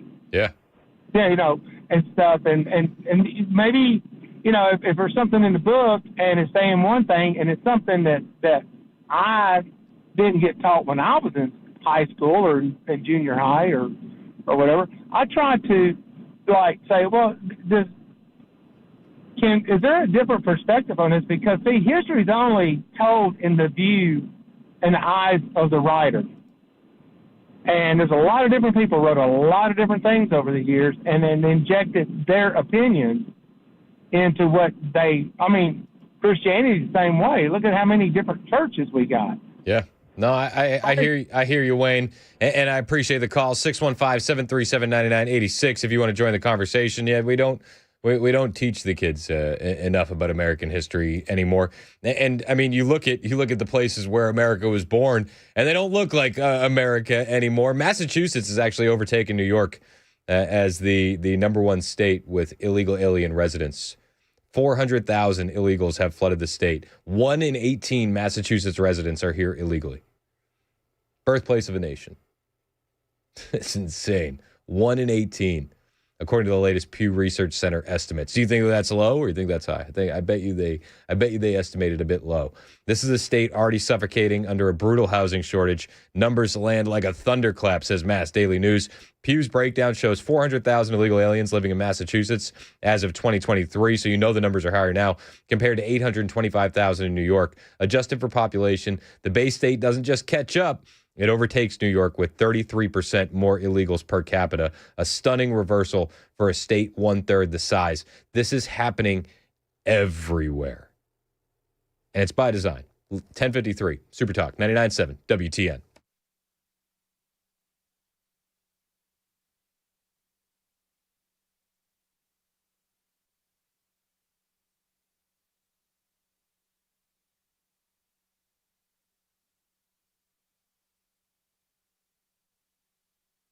Hey, what's up? It's Chris Hand here to tell you about my friends at the Pancake Pantry. They got a great deal going on today for veterans. You can get anything off the menu for free, active and retired military, today, November 11th. This special is available at both the Hillsborough Village location and the downtown restaurant at 220 Malloy. The complimentary meal is your choice of any entree listed on the menu. All you need is a valid military ID to participate in this promotion. The Pancake Pantry, founded in 1961, Nashville tradition, known for its 23 varieties of scratch-made pancakes. The Pancake Pantry offers the best food, the friendliest service at both of their locations, the original in Hillsborough Village and downtown at 3rd and Malloy. Batters and syrups crafted from secret recipes made fresh daily. It's a perennial favorite on the Nashville Scene's Best of Nashville and the Tennessean's Best of Music City lists. The Pancake Pantry boasts a large variety of breakfast and lunch offerings. You can learn more at thepancakepantry.com. And if you're a veteran today, retired or active, bring your ID. Get yourself a free meal at the Pancake Pantry.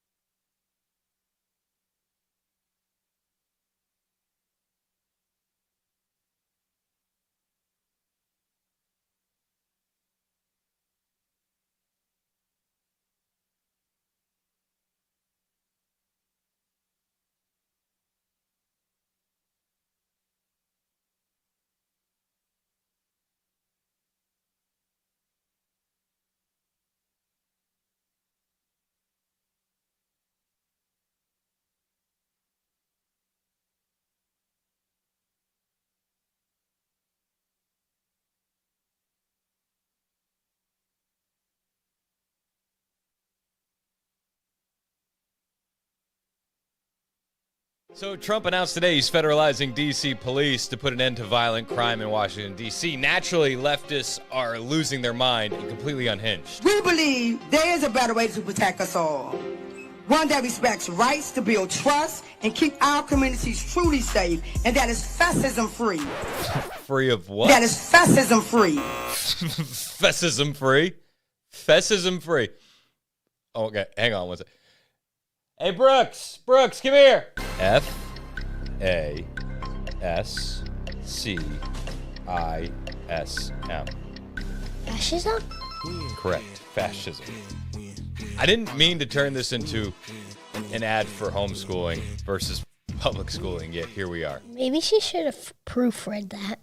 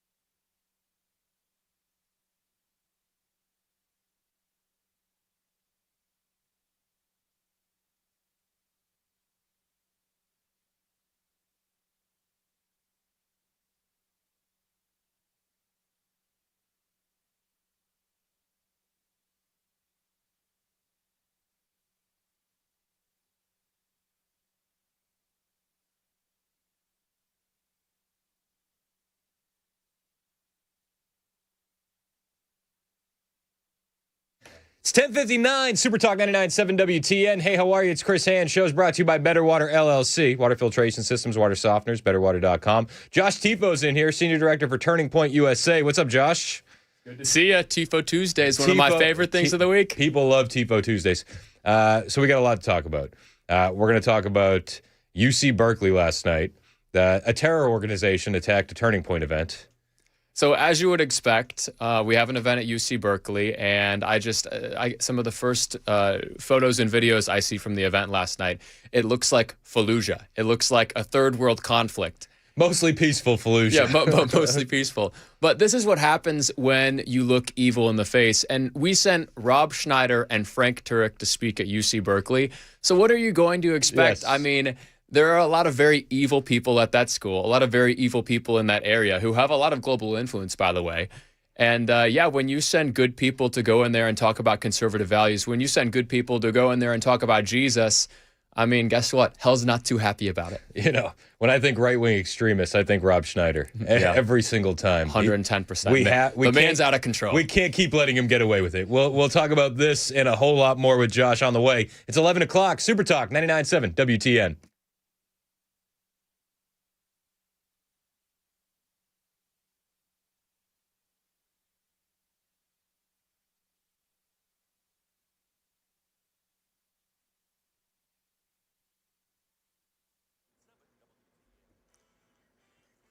It's 11 o'clock on the dot. I'm Ken Weaver with your top stories. We've got the full forecast coming up in 5 minutes. Today is Veterans Day, where we remember those who have served in the military. President Trump laying a wreath at the Tomb of the Unknown Soldier at Arlington National Cemetery. Here in Tennessee, many restaurants and businesses across the state offering free meals, drinks, and discounts to honor our veterans and active duty military personnel. You can find a full list at military.com. I posted that link to my WTN's Ken Weaver Facebook page. Well, the Senate voted 60-40 last night to pass a short-term spending bill that would end the government shutdown. Now that bill heads to the GOP-controlled House for final passage. ABC News national correspondent Stephen Portnoy has the latest from Washington. Democratic House Leader Hakeem Jeffries says his members will fight the bill. But given that 8 Senate Democrats voted to pass it, at least some in the House are expected to cross the aisle to send it to the president's desk. The measure would fund agencies through the end of January and require any federal workers laid off during the shutdown to be reinstated. Drawing most Democrats' ire, the bill does not extend expiring COVID-era tax credits that have made health insurance exchange plans more affordable. Meantime, House Minority Leader Hakeem Jeffries said House Democrats are considering a discharge petition related to Obamacare subsidies. That would require 218 signatures to force a vote in the House. In Wilson County last month, a pregnant dog was found off a road near Lebanon. It had been shot. Now the Wilson County Animal Control Director Steve Gatlin telling News 2 the Spaniel Poodle mix has had a leg amputated, and she delivered her 7 puppies. And yesterday, a 23-year-old man was arrested. Happy to say that a citizen did come forward and contact us, and they wish to remain anonymous. But they gave us some information, and today that has led to the arrest of a young man for committing this crime. Corey Evans was charged with aggravated animal cruelty. If convicted, he faces 6 years in prison. Romance scams have cheated people out of billions, with the FBI reporting more than $50 billion in losses between 2020 and 2024. And one of the people whose face has been used over and over again to cheat people has now spoken with ABC News. He's the face of 1,000 scams. These people are being scammed by my, image and likeness and being asked for money, and it's so awful. 63-year-old California fitness trainer Scott Cole tells ABC News pictures of him have been used by romance scammers for the past 15 years. One woman, Jennifer Lisa, is from Germany and says someone used Scott's image but passed himself off by the name of Kevin. I was, of course, disappointed that I have been betrayed. Cole says he reports the bogus accounts whenever he finds them, but more just keep popping up. Sherry Preston, ABC News. That's the latest news. Weather's next. I'm Ken Weaver, WTN News.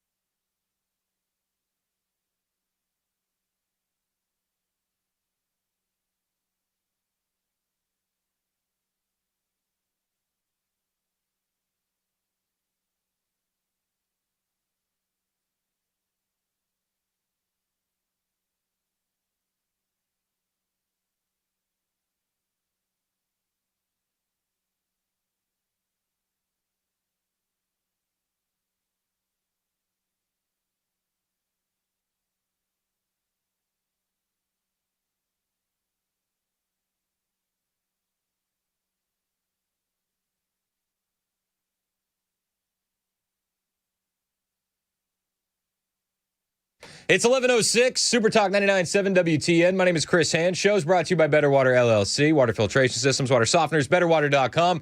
You can listen to us anywhere. iHeart, tune in, the FM dial. You can watch us. Super Talk TV is up and running. Facebook, Twitter, Twitch, YouTube, and Rumble. Hit like, hit subscribe, hit share. Growing the digital footprint of the radio station is a big deal. It helps us out a lot. Even if you don't like this show, it helps the other guys as well. So hit like, hit subscribe, and hit share. We're in studio with the Senior Director for Turning Point USA, Josh Tifo. Tifo Tuesdays is back. It's people love it.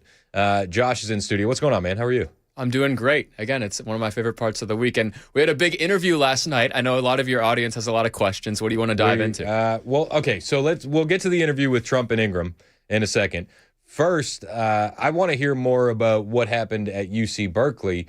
And are you hearing, is there going to be any action taken against this domestic terror organization known as Antifa? Because it seems like anytime you go to this campus, Antifa is there causing mayhem, lighting fires, starting fights, and trying to scare people away from hearing opinions and ideas. So one thing first that encourages me so much is how many students, thousands and thousands, showed up for this event at UC Berkeley, knowing that they were putting themselves in a dangerous situation because of Antifa, because of the other leftist groups who are, like you said, attempting to intimidate our Turning Point activists who, or at least interested people who want to come out and hear Frank, who want to come out and hear Rob. So I don't know if you saw the video from last night, but the bad guys set off a flare. So the whole thing, there's like smoke everywhere. It looks like a third world civil war, and security had to rush the attendees in. And yes, I mean, if you're going to attend a Turning Point event, you shouldn't expect that you're going to have to dress for like a race. Like you're going to have to run in because they're shooting flares outside the event. Yes, I mean they were lighting off fireworks, burning American flags, and it's Frank Turek and Rob Schneider. They're not the most controversial speakers. Well, here's where I'm going to fight you. And this is the culture shift that I'm beginning to see in the political argument. And we've talked a little bit about this on air. You look at the trans issue, you look at the abortion issue, you look at the immigration issue. They're controversial and people get fired up and people get angry. What is fundamentally more controversial than any of those things? The idea that we believe that Jesus Christ was the Son of God and that all of us who believe in him spend eternity in heaven, and all of the people who do not believe in him spend eternity in hell. Those are the type of things Frank says. Yep. That spiritual reality, the gospel of Jesus Christ, is more controversial than any of the political topics. So it seems like, oh, we picked Frank and Rob, like this isn't going to be like a super fiery protest. They're not going to hate us too much. It's actually the opposite, because the political argument is becoming more and more of a spiritual argument in this country. That's a good point. And the event went off without too much of a hitch. Again, packed stadium. People were excited to hear from Rob and excited to hear from Frank. I love that Turning Point continues to go to these campuses that don't welcome them. How's the fight going with Turning Point? How's everybody doing? It could not be better. And praise God that the team is doing so well after such a horrific event a couple of months ago. Everybody around me, all of the core staff, all the core executives I work with every day, they're still in fight mode. And it's like we're in this spiritual war, and we lost our leader, and we've continued to march on. And the intensity I've seen from our staff is unlike anything I could have imagined. And I know that it's because God is helping so many of these people. He's supernaturally helping Erica. He's supernaturally helping many of our key staff to do the best work of our careers. I mean, we have this historic opportunity to expand the influence of Turning Point, this historic opportunity to take Turning Point and make it a fixture of American culture. I mean, when you have over 130,000 people who reach out and want to start chapters, I mean, you can become one of the most powerful nonprofits in American history.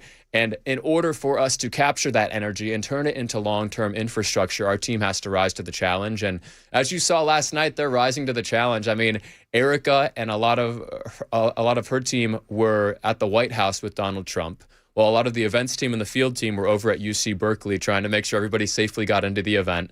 And what's so wild to me is we expect trouble at these stops. It doesn't shock us anymore. We prepare for it. And I'm really proud of what our team pulled off last night. No, I'm proud of those guys, too. I know quite a few people that were in attendance, the best of the best, and kudos to them for continuing to push through. Let's talk about the Trump interview last night. Why does it feel like he's making unforced errors? We talk about Turning Point becoming a cultural institution. We talk about how they've completely changed the millennial voter base, the Gen Z voter base. to swing more conservative. But then we see the president, and I feel like he's making unforced errors when he's talking about affordability, and he's talking about bringing in 600,000 Chinese students and 50-year mortgages. It just seems like, why are we missing the mark on how to keep these youth voters on our side when that's going to be one of the biggest voting blocks in the next election?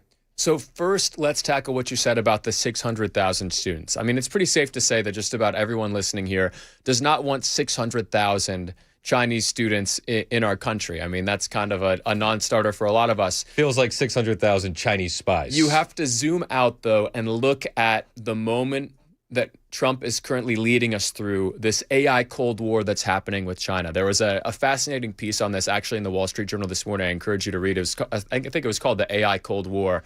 Very long read, but details how the future of civilization is being determined right now, and the way that China or America will lead the next era of human development will be the speed at which we develop artificial intelligence. And don't get me wrong, I love that a lot of conservative leaders are speaking out against AI right now. I was with Ron DeSantis in Florida. We did an event together on Thursday, and he talked about how they rammed through a state law so that Floridians could actually sue AI companies who did egregious things against them, like using your face in AI porn and all those things. And thank God Florida's doing something about that to assert the rights of their people.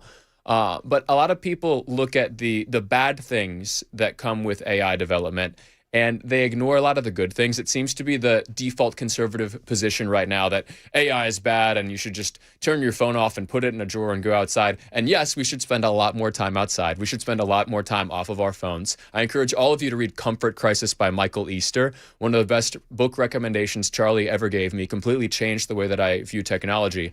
But we have to be brutally honest with ourselves right now. In one generation, China will be the global superpower, or America will be the global superpower, and that will almost certainly be decided by who has the best AI technology. What is the cleanest, easiest, most explicit application of AI technology? Warfare. And right now, you are seeing a race for who is going to have the most advanced AI, and whoever has the most advanced AI is going to have the most powerful military, and whoever has the most powerful military will lead human civilization. I hate that that's the case, but that's where we are right now. And the cost is, in some places in this country, we're going to have to build enormous AI data centers. Conservatives are ranting against Mark Zuckerberg because he wants to build this AI data center that's going to take up the power capacity of a city. And don't get me wrong, the way the federal government has handled this so far is not great. Essentially, the federal government has pushed for policies like legal immunity for AI companies for putting an AI power center wherever they want. Like, that's not going to work. We don't want to put it right next to a population center. We have a lot of land in this country. We have a lot of space in the United States. I am 110% for building enormous AI data centers in places that are not a poor fit for the American public. I don't want us to be polluting the air. I don't want us to be polluting the water. But you know what is even more important than both of those things? Making sure that my kids are not subservient to China. Making sure that we're not a second-class nation in 20 years because it was politically unpopular to build these enormous AI data centers. I don't want us to fall behind in warfare. I don't want us to fall behind in efficiency. I don't want our corporations to fall behind the global competition, which is going to utilize AI. Look at AI as potential power, very much like the internet. It actually has a lot of that example is pretty straightforward. Where when the internet came on, it completely changed the way people did business. Now that we have AI, it's completely changing the way that we do business again. Don't be scared of it. Learn how to utilize it for your business, but you have to be really careful. Keep it away from your kids, just like you should be keeping the internet away from your kids. But I love that Trump is playing hardball with China, but also negotiating largely behind the scenes for us to be positioned as well as we can in this AI Cold War. And I look at that situation when I analyze Donald Trump seemingly allowing 600,000 Chinese students to come here. It makes me think, I mean, what did we get in return for that? This whole thing is a big negotiation, and we don't even understand a lot of the chips that are in play right now. And I agree with that, and I wish that there would be some more transparency on that front. That being said, with the lack of transparency comes more speculation, right? And you do have these younger voters who are looking at AI, and they're going, well, there goes my job when I get out of college. and I'm going to have to compete with this Chinese student who now has a work visa, and he's going to be going for my job. If the Chinese kid gets the job, then half the salary is going out of the country anyway. It doesn't even touch our economy, and he's going to work for $40,000 less than I am. How do we change the messaging to bring these young voters back? What can we tell them? Because the first thing we have to do is we have to stop the bleeding. So if we are in a situation where hundreds of thousands of Chinese students are allowed to be in the country, which right now there's a lot already, they should not be getting any work visas. Thank you. And the reason why that is so important is because of the way that AI is going to optimize the economy. It's already happening. A lot of people think, oh, does that mean a robot's going to take my job? I mean, someday there's a lot of money going into humanoid robot development, but they're really behind. Like the best humanoid robot takes 15, 20 minutes to fold a shirt. So it's like a comedy. Okay. So that's going to happen a long time from now. Here's how AI is changing the economy right now. So if you're a business owner and you have a pretty large national company and you have a sales support office here in Nashville of 15 people who come to work every day, drive, sit in traffic, show up, they're there 9 to 5. AI optimization is going to mean that in 5 years, you're probably going to have 3, 4, 5 sales support HQ people. You're just going to be able to much more efficiently do business. That is a good thing. That is like going from horses to cars. That means we're also going to have a tremendous amount of economic fallout. That is something that we must prepare for politically. There's going to be a lot more prosperity in the country. There's going to be a lot more wealth creation in the country, and a lot of people are going to lose their jobs. So in that situation, let's say that in the next 5 years, that office goes from 15 people to 5 people. The top 5 are going to keep their jobs, and the bottom 10 are going to lose their jobs. And we need to be cognizant of what that's going to look like culturally and politically in the country. I mean, AI is going to completely change the way that we work. It's going to make the business owners a lot richer and a lot more efficient. It's going to make the people who keep their jobs a lot richer and a lot more efficient. And we need to decide how we want to handle that. That doesn't mean that we ban AI. It means that we need to think about what education in the nation needs to look like so that those people who are not working corporate jobs can work with their hands or can work in other ways. And if we're not proactive in our argument, then the left will come with a universal basic income pitch, and they will take control of the entire nation. If the Republican Party does not have some type of coherent plan as to what to do when half the nation loses their jobs. So what should the plan be? I mean, because as of right now, there are things that are happening where like the OPT program, the OPT program, that's an Obama era thing that makes it really easy. It's policy that was created not by Congress, but through administrative regulation, expanded under the Obama administration. It gives foreigners access to U.S. jobs, serves as a stepping stone towards permanent residency. Are these policies that we need to go start sinking our teeth into and removing 110%. The first step is we need to make sure that, so if we believe this is true, and virtually everyone I know in tech and everyone who's been successful in this space has told me some version of what I just told you, it will happen. The only argument is it going to happen in 3 years? Is it going to happen in 7 years? Is it going to happen in 10 years? So what is the softball easy answer as the first step? Make sure that we are preserving the jobs that are going to survive this culling that will happen as AI develops and changes the economy throughout the country. We need to make sure we're not giving them to people who are not Americans. We 110% should not be giving out any of these jobs to anyone who is not an American. It's a non-starter. We shouldn't even have to be arguing about this. I know, but it feels like we do. So how do we apply pressure to our elected officials to make sure that they move forward with that agenda, preserving those jobs for Americans? So the best thing that all of us can do is, instead of our tone being raging against AI, that's like the modern day version of raging against cars being on the road. And you're like, oh, but I love horses. They're the best. They're very American. And my dad owns a horse dealership. And think about all the jobs that will be taken away. Like my best friend clips the hooves on the horses and he shods their feet, and like he's going to lose his job. Think about how insane it is for us to push against what is inevitable. AI is here, and it is going to make human beings dramatically more efficient in the way that they do work. Our posture should not be calling our representatives and saying, hey, you need to stop this AI stuff. It's awful. I don't want any data centers in my state. Instead, our posture needs to be, all right, we know that this is coming. We know that this is the next stage of American societal evolution. And we want you to make sure that nobody in the state of Tennessee is giving any jobs to anyone who's not an American. We should make it a criminal offense to hire an illegal, which it already is, but we should enforce the law that if you're hiring an illegal alien, that you can go to jail as a business owner. If that is something that the governor gave a speech on today in Tennessee, do you know how many business owners would fire all their illegals? And they would go out and hire Americans immediately. So that's the softball first answer. We can really get into the weeds on more long-term solutions if you need. But what will essentially happen is work and the way that we do things in the country will completely transform. So the advice I give to young people out in the audience right now, number one, don't go to school to study for something that is going to be taken over by AI. Yep. If you are studying for most legal professions, if you're studying for some in the medical field, not a lot, if you're studying for a lot of corporate work that's going to be optimized, you're studying for fields that are not going to be there anymore. So given everything that I just said, what's the best thing to do if you're a sharp 20-year-old? You go out and you start businesses. There will be the people who own the businesses, and then there will be a very large service economy. There will be a very large service economy who do things for a lot of the people who own the businesses in the country. And that's an unpopular thing to talk about, but that's the way that the AI economy is going to look. It's going to be very interesting. If the Trump administration is not proactive, we're actually going to see a shrinking of the middle class, which is going to be very rough. But it can be done in such a way that's actually good for everybody. So you're going to see an upper class that gets even richer because they own the things and they own the businesses, and the businesses will be dramatically more efficient. So take my example where you have somebody who has a back office of 15 people and then they have a back office of 5 people. Their payroll is 1/3 the size and they're probably making even more money. That business owner is richer. So you look at the way that that is going to have secondary and tertiary effects on the economy. A super rich person doesn't just sit on their money. They don't just put it in their Regions account and like look at it every day and say, oh, wow, I have $20 million. This is so cool. They invest it. So what is all of that free excess capital going to lead to? It's going to lead to a boom in entrepreneurialism.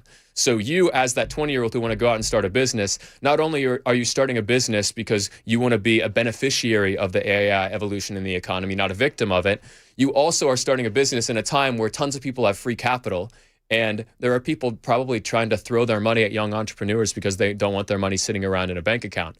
It's actually a very exciting time to be young, but we have to be agile and we have to think, am I doing something that AI will replace in the next 5 years? And if that is the case, then you need to be thinking about what else you're going to do to support your family. But it is the most exciting time in American history to be 20 years old. I love the optimism. Josh Tifo is in here. Tifo Tuesdays. We'll be back in a moment. 11:24, Super Talk 99.7 WTN. Oh, I 100% made people.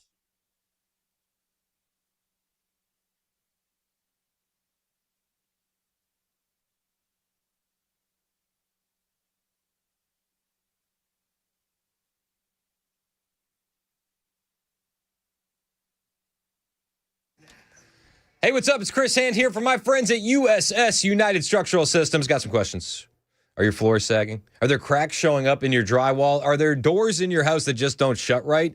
These aren't minor annoyances in your homes. These are red flags. These are warning signs. And spoiler alert, they're not going to fix themselves. What you need to do is call USS and have them check it out. You see, this could be the signs of foundation issues, and a solid foundation is the backbone of a strong home. This is why we stand behind the guys at USS. They've been doing this work since 1994. They're not going anywhere. They keep Tennessee homes dry, stable, and secure, the way they should be. USS uses American-made adjustable steel supports built to last and backed with a transferable warranty. Even if you leave the home, they're so confident in their work, the warranty can stay. From I-beams to custom crawl space repairs, they're going to fix it right the first time. So when it comes to your home, don't kick the can down the road. Call USS 615-488-7855, 615-488-7855, or find them online, USSTN.com.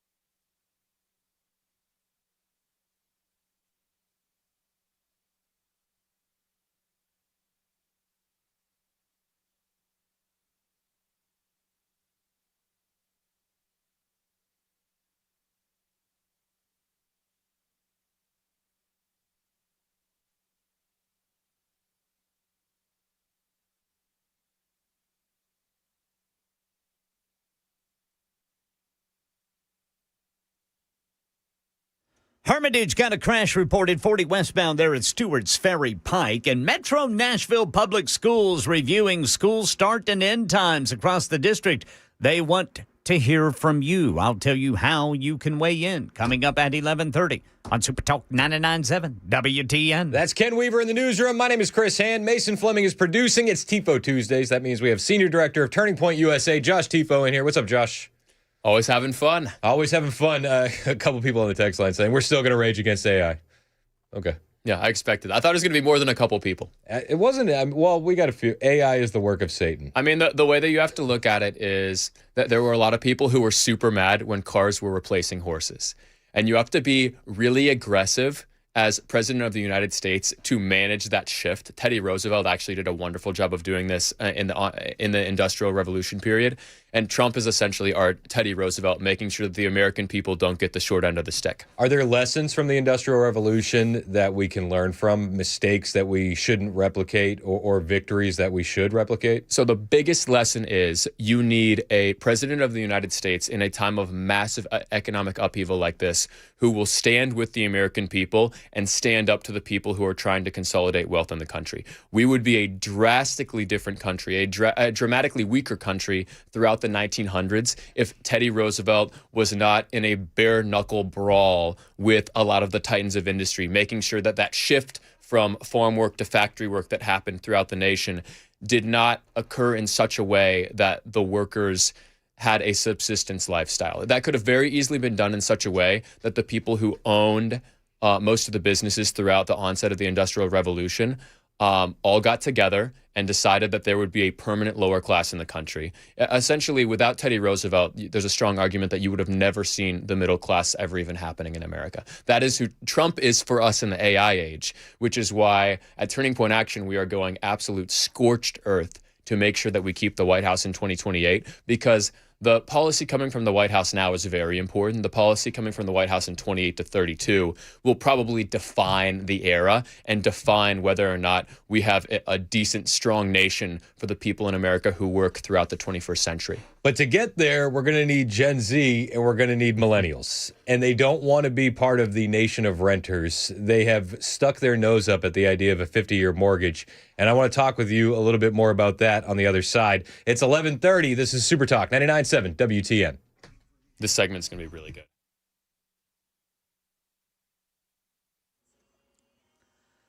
11:30 on the dot. I'm Ken Weaver with your top stories. Full forecast coming up in 5 minutes. Metro Nashville Public Schools reviewing school start and end times across the district. May make some changes. Channel 4's Joylyn Bukovac says families, students, and staff invited to share input through an online survey.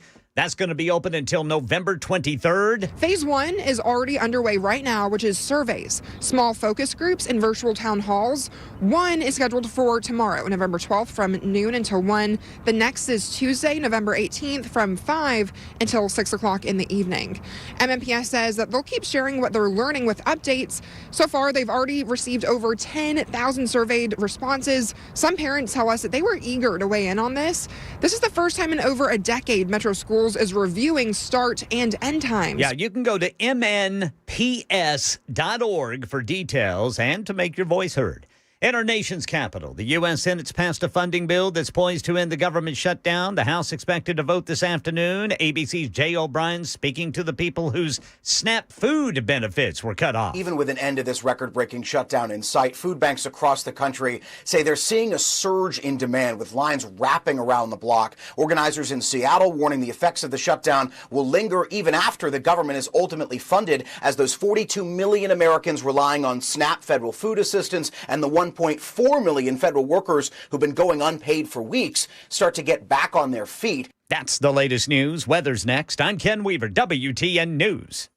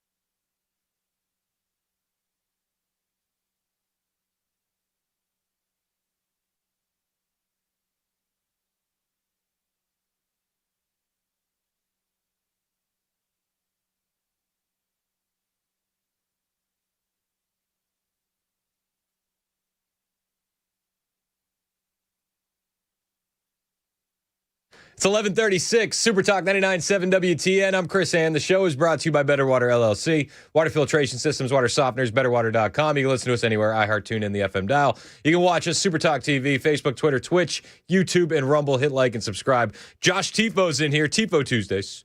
He's the senior director for Turning Point USA and Turning Point Action. Got to add the action. Yeah, you got it, because I say all these political things. So for all you lawyers in the audience, I'm also a senior director at Turning Point Action. There's some rules. There's some rules with the C3 versus the C4. What's up, Josh? Having a lot of fun. I definitely didn't think we were going totally in the weeds on AI today, but I'm glad we did. Yeah, and probably made some people kind of mad. Yeah, well, some people are. Some people are. I had one text from Brian. He said, "I'd vote for him." There's no position next to what he would vote for you for, just that he would vote for you. It's good to know that I got you, Brian. It's fantastic. You've won Brian over. Okay, so what were we talking about a second ago? Oh, the 50-year mortgage. How are we selling Gen Z and millennial voters to vote for conservatives in the midterms when what we're doing is giving them an idea for home ownership by saying, how about a 50-year mortgage where you'll pay 86% more interest, but your monthly payment will be a little bit lower? So instead of making affordability a priority, and instead of actually making sure the materials that go into building a home and the labor that goes into building a home improves, let's just go for 100-year mortgages. Let's just go 100 years.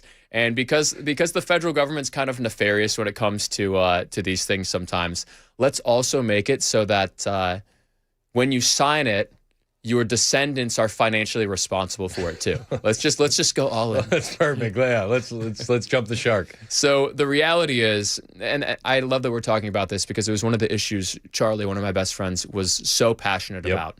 If we do not fight for young America to actually own a piece of our country, it is so much tougher to convince them to become engaged in the civics of our country. If we have a nation of renters, it is tougher for them to not just move forward financially, it's tougher for them to feel like they have a piece of the American dream, that they own a piece of land that they want to fight for, because they literally don't. And I've talked to a lot of people in the finance world who make the argument, oh, it's actually really good that we're buying up all these homes because we're the reason why a young couple can now live in a home instead of a big city apartment. Isn't that what you want? And we see that in Tennessee all the time, where you'll get these rental companies that will buy up all these whole neighborhoods, and they're all rentals, and it's insane. It's the BlackRocks, it's the Vanguards of the world. They're just buying up these homes. It's deeply unhealthy for the country. I'm absolutely shocked as to why it's even legal.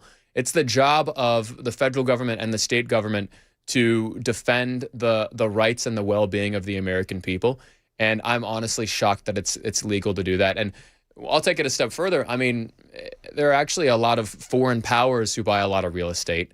China's bought a lot of our key blue chip, high-end hotels, high-end resorts across the country.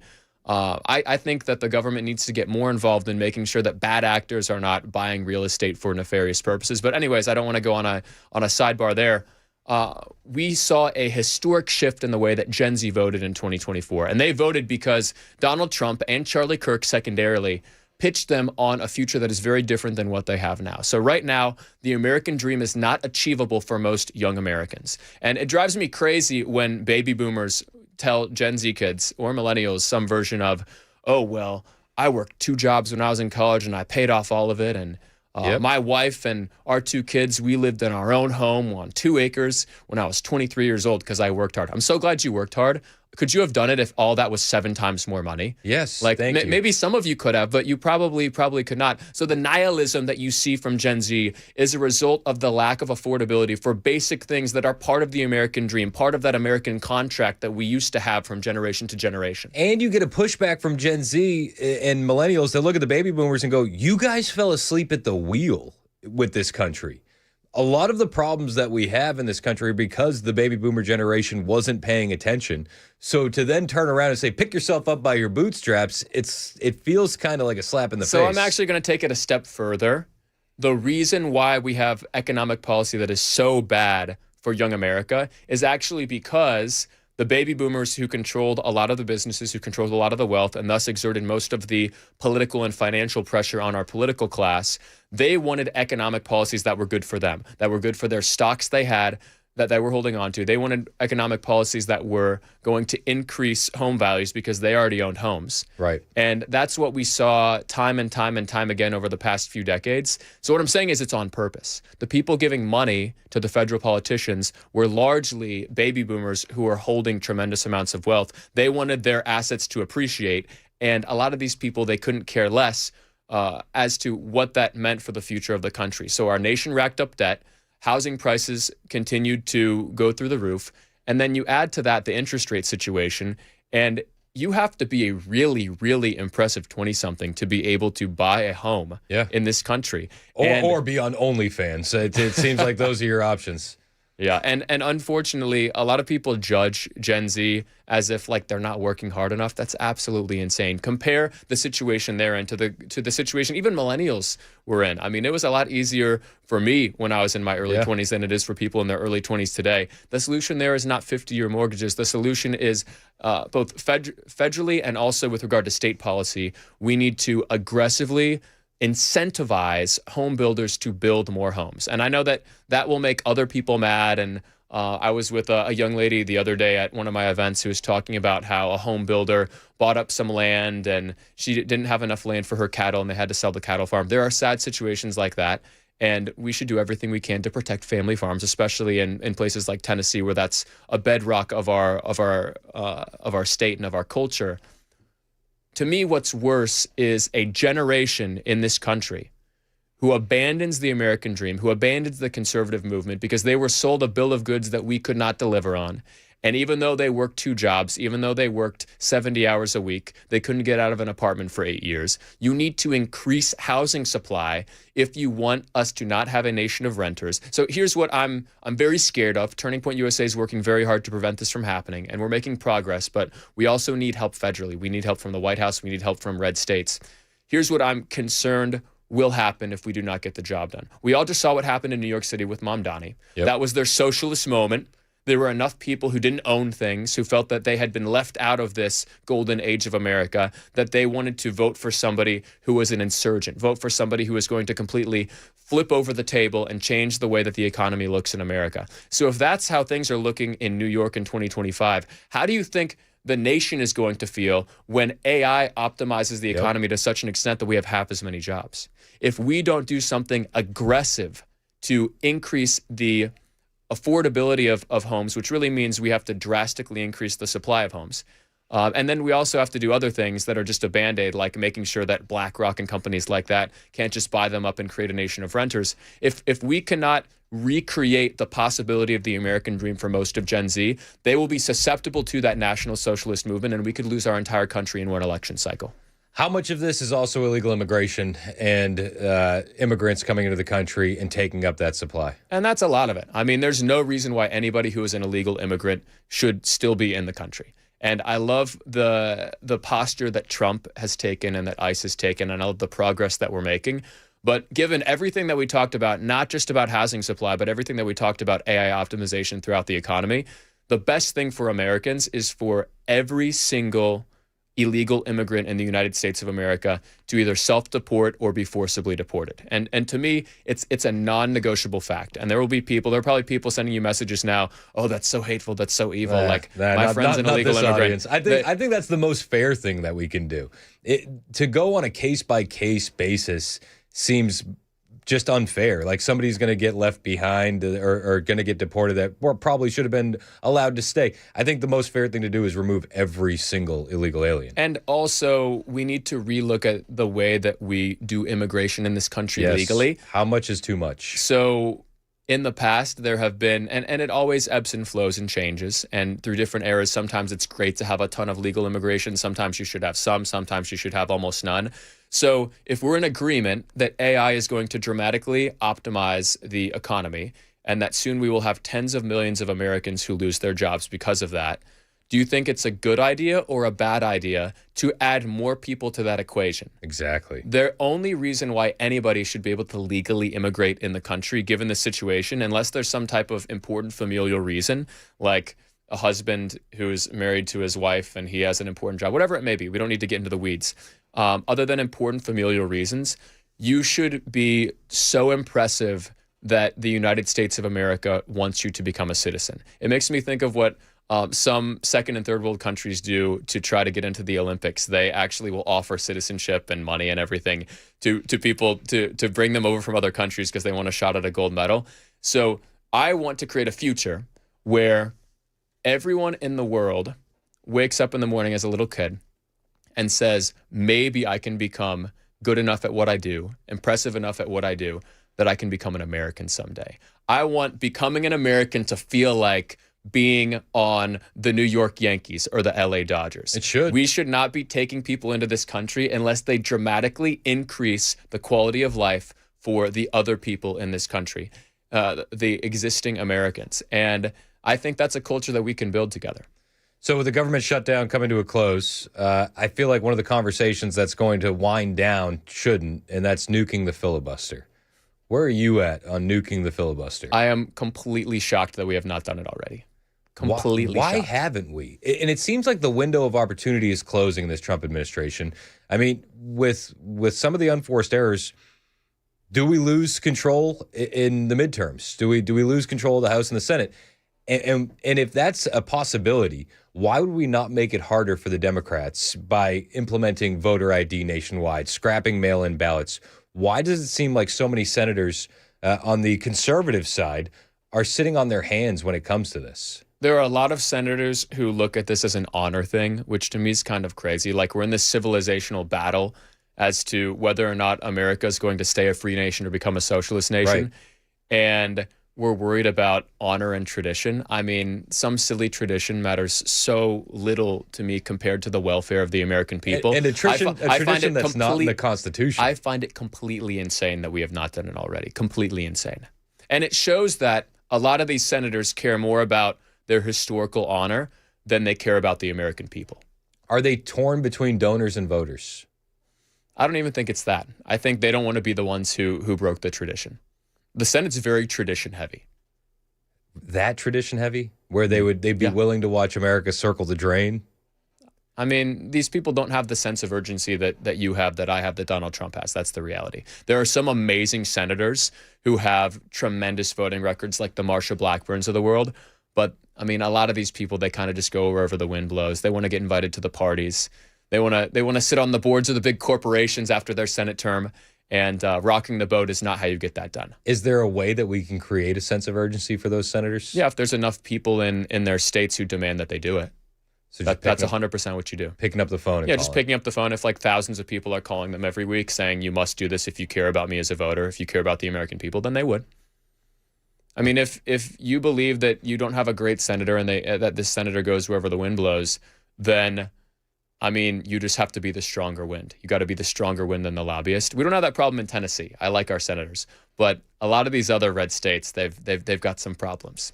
What's an issue that Americans are facing but aren't paying attention to? That's a good question.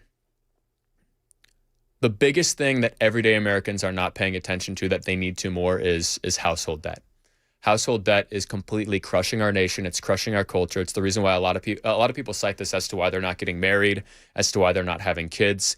We are a deeply indebted nation, and one of the biggest problems there is actually not affordability, it's the culture. So it is culturally baked in to modern day America that you spend more money than you make. And it has created this environment where, because almost everybody spends their money to get the shoes they want and the phone they want and the car they want and the clothes they want, take the vacations they want, you have a nation who largely cares more about looking rich than becoming rich. And it makes it so much more difficult to accomplish those life milestones who change who you are and change the fabric of your family, like buying homes, spending money on things that really matter, having as many kids as you and your wife want to have. And it breaks my heart. It breaks my heart to see the way that most Americans treat money and the bondage that brings and the joy that robs so many people. Because you never know when you're going to lose your job. You never know when you could have a catastrophic medical issue. Right. And it makes me really sad that a lot of people aren't really living life to the fullest because they think that they're just supposed to spend all their money right when they get it, as if that's going to bring them joy. How do we fix that? I mean, because that's cultural rot. Like, how do we change that perception? It's something that the church should speak about way more. It's something that should be talked about in youth group. Financial literacy and valuing the things that matter is strangely absent from most of the Christian conversation.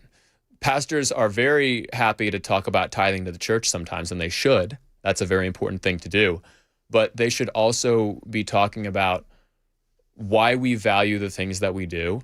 Do you care more about saving and investing money so that you can help your kid buy a home when they get married?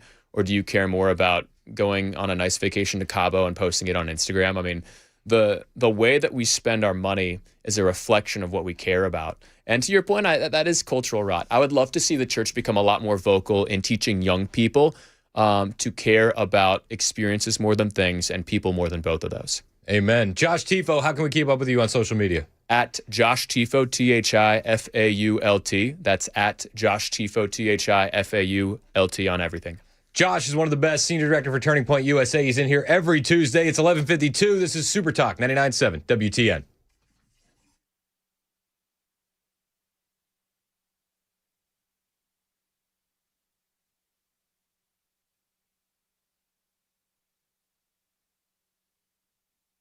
Hey, what's up? It's Chris Hand here for my friends at Zero Res. I talk about these guys all the time because I use them all the time. 4 kids, 2 dogs. You know what my floors go through.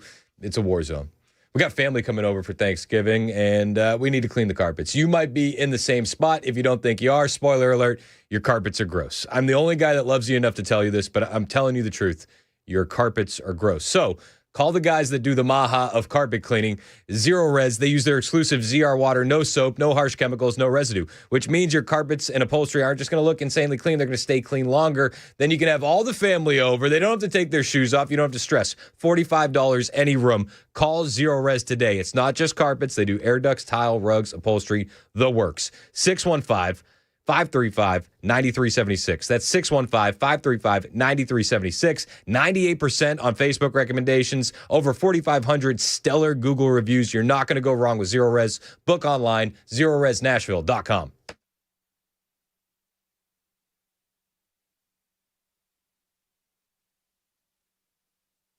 President Trump making news again. The headlines, Chris. Donald Trump revokes the Secret Service from Kamala Harris. Ooh. The unspoken part of this story is the hundreds of thousands of dollars we're going to save in therapists and PTSD counseling for the Secret Service agents that had to be on that detail with Kamala Harris. You know, we've heard the horror stories of Joe Biden swimming naked around his Secret Service agents, but I wonder how many times they've had to pick up a drunken Kamala Harris off the floor of a Wawa because she's on a Doritos run with Dougie. We don't need to pay for that, and she can afford her own security. I don't think this is much of a story.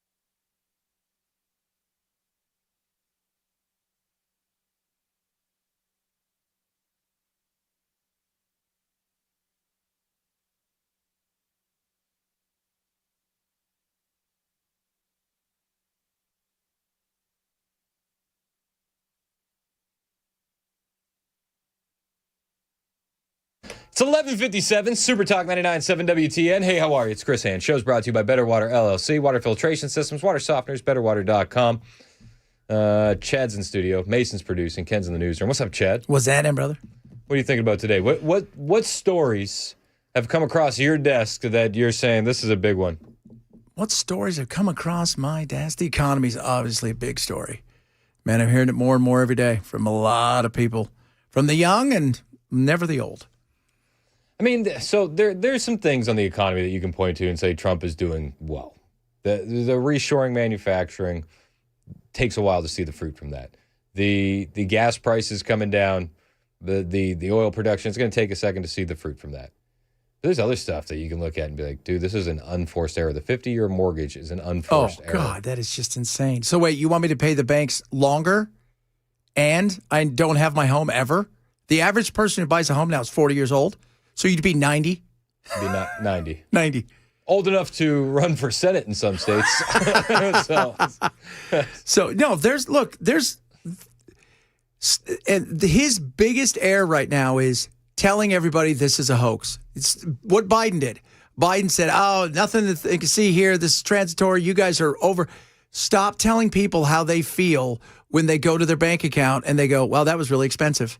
Yeah. Yeah. That doesn't make people feel good. Stop telling. Say, look, there's some of these things are going to take time. Have a little empathy towards them when they feel frustrated. Yes. Last night on the Ingram interview, he said it's a con job. It's from the Democrats and it's from the mainstream media.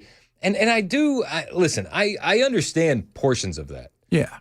But a good con is going to have a bit of truth to it as well. And prices do need to come down. And I think that it's going to be hard to make that happen before midterms. It's going to be very hard to make that happen. If stuff continues to rise and people are frustrated at the situation because not only do they feel like, and again, I care about the independents, man, and the independents, those numbers are ugly. And you tell everybody, no, it's a con job. It's not real. It's fake polls. It doesn't matter what poll it is. All polls outside of MAGA media, which just ignore it. Big tent politics are why we won in 2024. Absolutely. And we are losing people that we brought in 2024. Now, 100%. Now, are conservatives still going to be the better of two options? I tend to think so. I think so too. But there's going to be some people that are going to go two wings, same bird. I'm out. I'm not. You didn't lose me to the Democrats, but you just lost me. Yeah, that's also something that people forget. You know, I was worried about that with Trump because so many people came for Trump. What happens if he's not there and they're just not excited anymore? It sucks. You know, and they're just like, I'm out. We got to do something to reinvigorate, especially those younger voters. Yeah, because the younger voters right now are really feeling it. And they're like my little brother, 25, my little sister's 29. They're like, I'm done. This feels like the same old. And telling me I should be able to afford a house or this, that, and the other is just, it's ridiculous. As go Gen Z and millennial voters, so goes the election, so goes the country. Yes. We have to hyper focus on these groups or we're going to lose. Yeah, 100%. I agree. Chad's in next. 12:01, Super Talk 99.7 WTN.